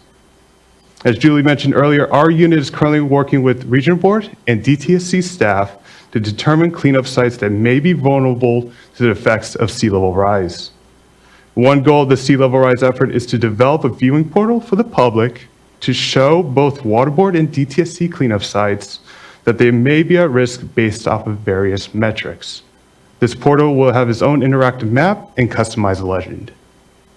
Now for the stall case initiative, Julie also mentioned that our unit works with US EPA and other state water board staff to assist with either our regional boards or our LOPs in closing difficult cases. Based on feedback from the stall case initiative team, GeoTracker will establish a prioritization tool to rank existing leaking underground storage tank cases based off selected metrics. The goal is to not only establish existing stall cases, but also highlight potential cases to be added. Next slide, please. So thank you again for the opportunity to cover our unit's tasks and responsibilities for not only the UST cleanup program, but also the GeoTracker database. We would like to now welcome any questions or comments from the board. Thank you. Thank you as well. I appreciate you and the entire team's work here. I know, as is the case with most things underground, it can go unnoticed sometimes, the work that happens there, but it's so critical, the underground storage tank program here in the state, and appreciate the continued prioritization of problem cases, and congratulations on the acknowledgement of that great work there. As you know, we've all heard here, this is only a team of 7, but the work that you're all doing is so critical, and we're not over-resourced, and so the ability to be tackling such huge issues here all amongst you is really just noted, and appreciate that leadership. And when it comes to GeoTracker, you know, definitely not unlike the UST program, a quiet workhorse here at the State Water Resources Control Board continues to grow in its importance, and just appreciate the leadership to continue to think of how to ensure that that platform and resource continues to help make us all better decision makers amongst each other, because there is a ton of data in there.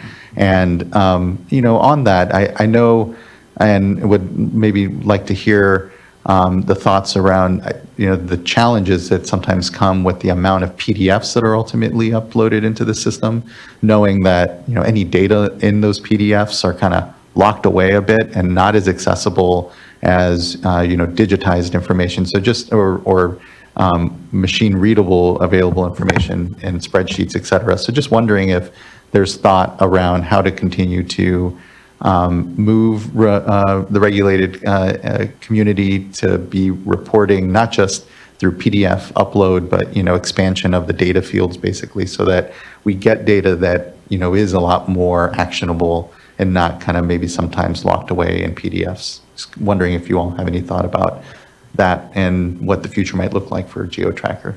Yeah, that's a great question, Chair Esquivel.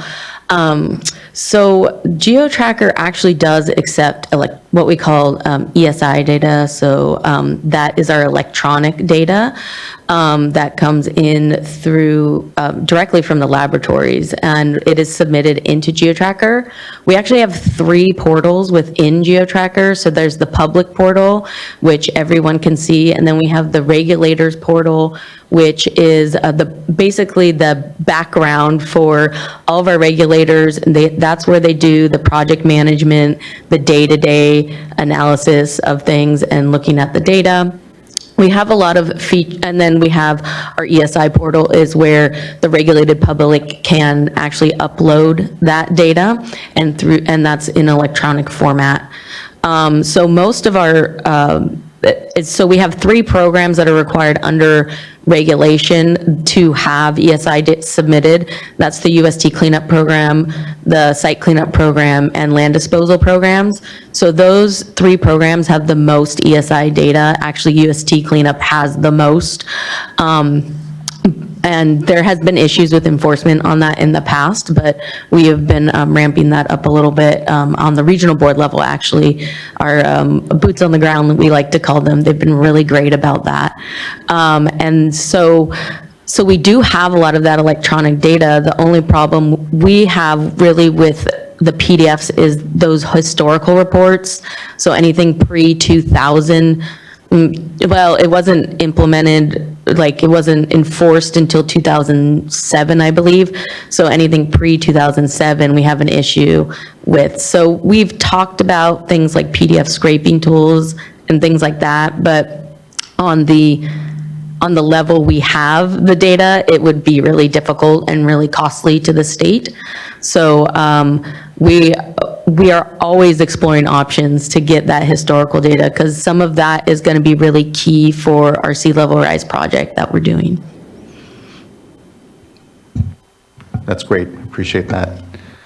Looking to fellow board colleagues, Board Member Firestone.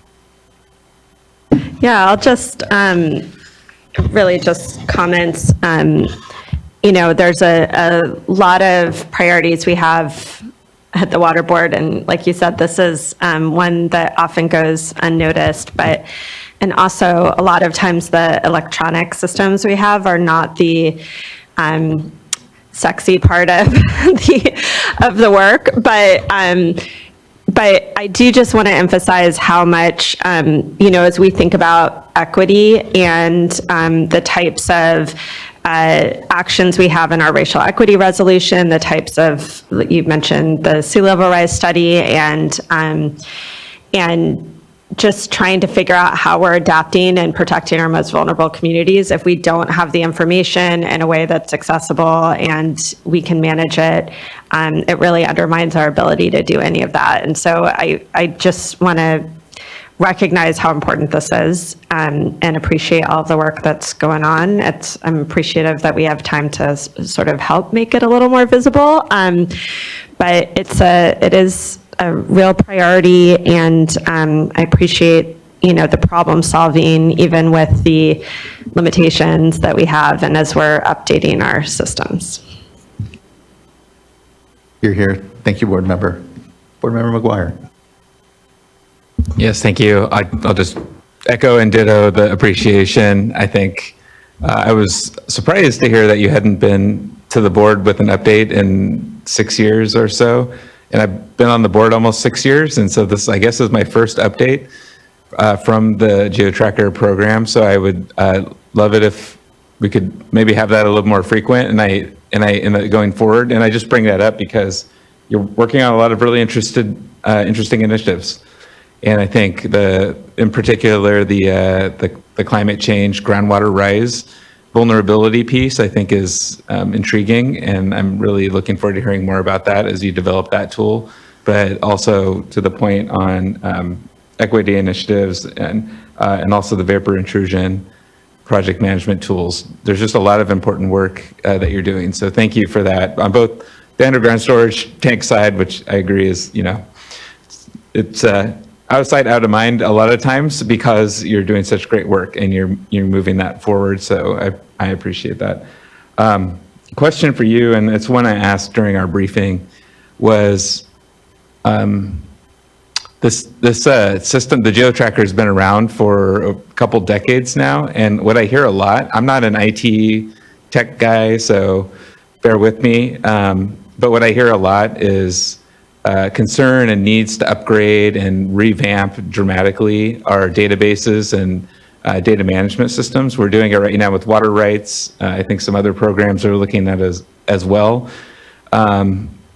It seemed like from you, I heard a little bit of a different response in the way you've been able to keep up with the evolution of IT needs and data needs over time. Could you just speak a little bit to that, knowing that you do have a contractor that you had under contract for a number of years now? Yeah, thank you, Board Member McGuire. So the unique thing about GeoTracker is that we have, and other databases have this also, but we have a software as a service contract. Gamma has a similar contract.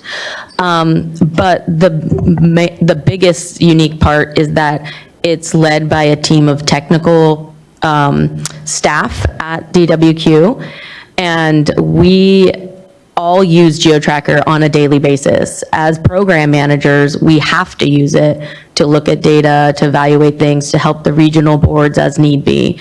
So we understand the needs of our regulators and the regulated community. Also, that's from us working on the help desk on a daily basis. So I feel like we have really been able to keep up with technology because of our software as a service contract. So because that allows us to make real-time improvements on the system on a daily basis. So Stephen talked about our ticketing system. We use that to allow our regulators to put in tickets, we put in tickets, and then we work to prioritize. And a lot of times we get really good ideas from the public and good ideas from our regulators. And so we work as a team to develop those tickets to make it something that's easily usable, but that doesn't change the system so much that it's going to really drastically impact our end users. And so we take a lot of consideration into who is looking into GeoTracker, who's using GeoTracker, and essentially it's everyone uses it. I mean, it's utilized worldwide. We do have international partners who contact us. So so we have had that fortunate piece of being able to keep up with that technology because of the dedication of our technical team and our good work with Eco Interactive, and the software as a service contract is a really big thing. So Appreciate that. Thank you. Yeah, thank you, board member. Again, just much appreciation, and echo Board Member McGuire's request here. Ultimately, feel free to come back more often, especially as you're gearing up on these various priority projects for both GeoTracker, but also the underground storage tank program. You know, I know there's a recent incident, unfortunately, in Ventura around an underground storage tank. And so certainly, you know, elevated to mind for myself the good ongoing work that goes on, even when there are here moments where there are water quality impacts or leaks that happen. Having an active program allows us to be responsive. And so just really appreciate the continued protection of communities in the work that you're doing. So much thanks, and look forward to what are going to be further update. All right. I would like to just shout out the leak prevention unit and regional water board in LA for that incident you're talking about. They did a really quick response. So thank you for that. Thank you as well. Yeah, it was incredibly impressive, and the quick response time. And so just thanks to the team, and thanks to you all. Again, really appreciate this item. All right. That wraps up item number 3, and now brings us here, moving to the conclusion of our board meeting. Board member reports. Is there anyone who'd like to kick us off on reports? And here, let me quickly bring up my own calendar. Vice Chair. If I can jump in, I just have one. I traveled to Bakersfield and joined Board Member McGuire on a tour of the Kern Basin, and we had a really good discussion. I think at this point, as Mr. Urosic reported earlier, they really appreciate spending time with us as board members, but probably even more so spending time with staff. And so had some good discussions, but the detailed discussions are, I think, what everyone recognizes being crucial going forward. Great. Thank you so much for that, Vice Chair, and thank you for making sure that staff were present there. Like you said, I think that is one of the more important components here, is having that technical understanding across, so that we can winnow things down and then decide from our level what we need. So thank you. Quickly, on the 19th, I was on the Water Zone podcast here talking about decarbonization in the water sector, something that we don't often talk about too thoroughly here, but a lot of, obviously exciting opportunity with greenhouse gas reductions, continued need to look at operations, and ways that, and I think of the organics rediversion that's happening from landfills to wastewater treatment plants is another example of ways that our water sector can and is contributing to conversations around climate change, not just adaptation, but here mitigation as well. So that was a nice opportunity. On the 24th, last week, actually was down in East Arosi with the governor. The governor came down to East Arosi to sign a trio of legislative bills, one on allowing for administrators on the wastewater side, mirroring work that we're able to do on drinking water systems and East Arosi, and appreciate Board Member Firestone's leadership in continuing to keep track of and keep on track a lot of important work happening in the community there. It was great to have the governor in the community celebrating here the passage of that bill, a couple of others to do with technical, managerial, and financial capacity for small systems, and then one around domestic wells and renters and the ensuring that they have access to programs that the state board and regional water quality control boards are overseeing around water quality testing and replacement water, knowing that for some renters, they had property managers or property owners rather that weren't allowing access to those programs. So really great to be able to be out in East Arosi and with the governor there. And then on the 26th, I'm a member of the Public Policy Institute of California's Water Center Advisory Council. And so we had our advisory council meeting in San Francisco. It was good to connect with colleagues that are also on the advisory council there throughout the state. Metropolitan is represented. I know agriculture is represented by Dave Puglia. And so it was nice to connect with colleagues. A lot going on, certainly, and a lot to be able to help to inform the good work that the PPIC does in the space. And then yesterday was out in Monterey County in the communities of San Lucas and San Gerardo, and I really appreciate California Rural Legal Assistance and Community Water Center pulling together a tour of those two communities. Myself, Administrator Martha Guzman, Regional Administrator Martha Guzman, Senator Laird, some local electeds were all part of discussions around the needs of the community of San Lucas on here. They have nitrate contamination, there's a responsible party.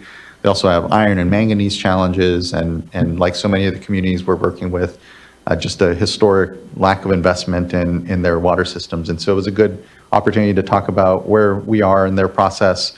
There's a number of paths that the community is currently weighing, and just really appreciate the work that's gone on to respond to the community's needs, the local leadership, and importantly, our folks here in the program as well. It was a good trip, a good opportunity to connect. And then also heard concerns around continued nitrate contamination in the region. There was obviously talk of the local ag order, our remand.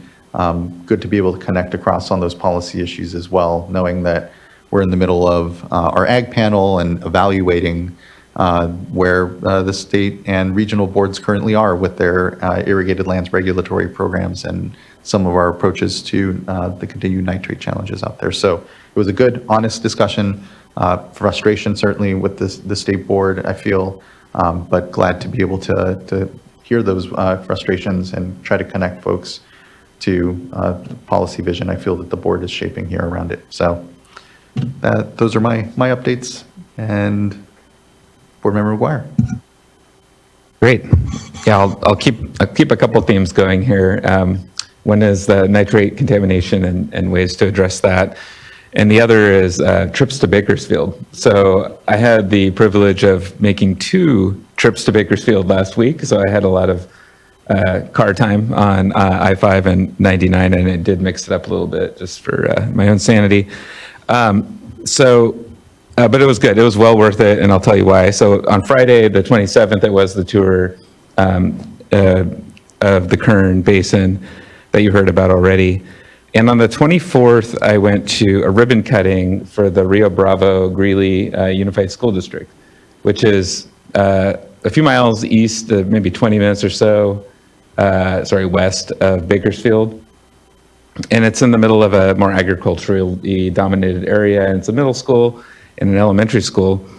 And they have 123 TCP contamination, they have nitrate contamination in their well, and so they've been unable to use their well for a number of years. In fact, they've been on bottled water for quite a long time from, I believe, the state board. And the solution ended up being you looked at all the normal things we talk about in the needs assessment and others, and looking at opportunities to consolidate. But that ended up not being really viable here because they're so far out, several miles out from the nearest system. So in this case, it was treatment that made the most sense. So they received a grant and some investment from Department of Water Resources, actually under Prop 50 funding, which has been around for a while.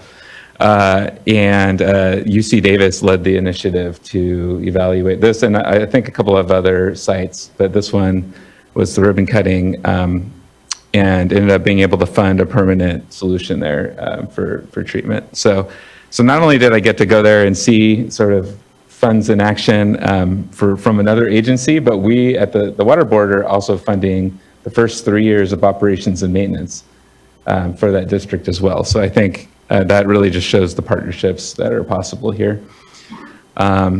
And just two last thoughts, and one is it's great to see the kids and the excitement and interest in water, and they were very friendly. The band was out there playing, and so this was a big deal to them to be able to have this facility and not have to rely anymore on bottled water. And the other is was really the highlight for me, which was the facilities director there for the school district. Stepped up and decided to become a water treatment operator and get his certification. And he's in the process. I think he's working on the grade 3 and working under a certified operator. And so going through that learning experience right now. But just to see that willingness and dedication, we need more operators out there, especially in these areas. So it was just really exciting to see that. Fantastic. Thank you so much for going down there. The drive can be a bit, but there's no easy way to get down other than driving. So a lot of good car time, meditative time. Yeah. Board Member Firestone. Great. I also went on a tour in and around Bakersfield with the GSA and or multiple GSAs in Kern, and that was really helpful. And I was down in East Rosie on Friday, and we were building on, I think, the really great momentum that the governor helped build by coming down to the community itself. That community has been without safe drinking water for probably at least 2 decades, and about a year ago, we met and pulled everyone together, and the board, expedited the drinking water program, drinking water funding program, and everyone was really focused on how can we expedite getting safe drinking water. And over the course of the year, things slipped, particularly at the local level, in terms of getting things in the timely manner to be able to make that timeline that we had talked to the community about. And so Friday was a really great meeting for everyone locally and the state to look at how we can make up time and kind of get back to that timeline that we had talked about with the community of safe water in 2026. And so I'm optimistic that we can do that. There's a lot of, with any of these projects, getting it over the finish line takes everyone collaborating and treating things with the urgency that they need. And so there's a lot of kind of immediate follow-up actions just in the next 2 weeks to get that on track, but I'm really hopeful that we can do that. And, I think it was really helpful to have the momentum that the governor showed, and going all the way down there, it's a long way. And I think it gave a lot of hope to folks that have kind of run out of it after 2 decades. And then I guess I have a question That's my board member report, and I have a question related to everyone's reports as part of the next agenda item. Thank you so much, board member, and thank you again. It makes a huge difference having your presence and leadership there to help keep folks on track at the local level. So much appreciated. Okay, that wraps up board member reports and brings us to the executive director's report. Mr. Oppenheimer, anything you'd like to highlight, and what is always a very helpful and useful compendium of all that is going on at the water boards? Yeah, good morning. There were a few things that I think are worth briefly highlighting that were included. The first is just Division of Water Quality had a nice, I thought, succinct summary and update on the wastewater needs assessment and the work that's ongoing there. Division of Water Quality, or Division of Water Rights, had an entry on the Merced River and a web link to an interactive map that they've posted for the lower Merced River that includes statements of riparian and pre-14 use as part of our ongoing efforts to assess conditions on the Merced River, which is something new that was posted last month. And then the last thing I just wanted to touch on was an update that Division of Drinking Water included on the PFAS sampling associated with community water centers serving disadvantaged communities. And I just bring it up because I think for the first time, at least I don't recall seeing it in previous reports, but there was some metrics included on sort of and a snapshot on where we are on the status of various actions tied to that effort. So those were just three things I thought worth mentioning. That's all I have, though, and it sounds like Board Member Firestone may have a question. Really appreciate you highlighting those issues, and definitely interested in, and we'll have to dig into where we are on the PFAS testing. I know it's a very unique and needed thing that we're doing there, and can really help inform as we kind of make our way to an MCL, the scale and scope of the challenge we're talking about there. So thank you. Board Member Firestone. Yeah, thanks. And thanks for highlighting all of those things. And there is so much good stuff in here.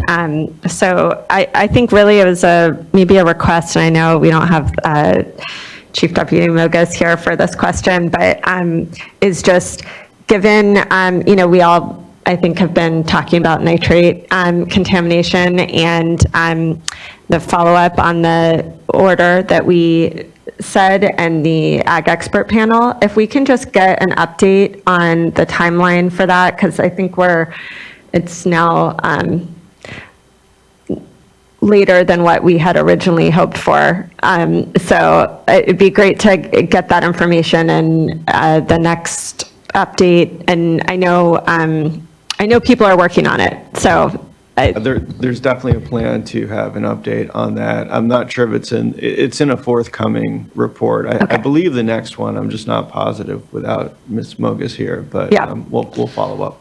Great. Okay. And that's on the Irrigated Lands Program. And then I just thought I'd also pull out related to, since I know this is top of mind for everyone, in the Irrigated Lands update in this, the Central Coast reported on their efforts. And just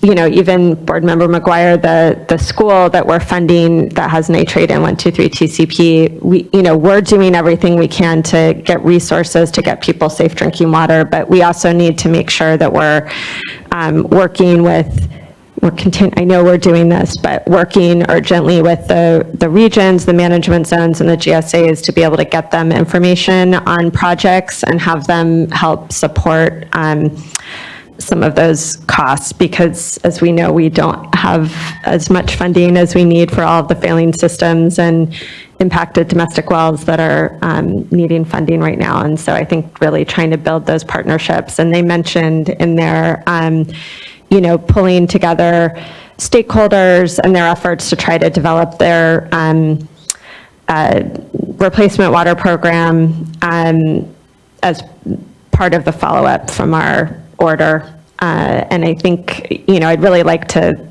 make sure that we're helping to support getting those programs in place as quickly as possible and in coordination with all of our safer efforts and, across regional boards, state boards, GSA management zones, it's always extra degree of difficulty, but appreciate that folks are focused on that and working on it, but just wanted to pull that out.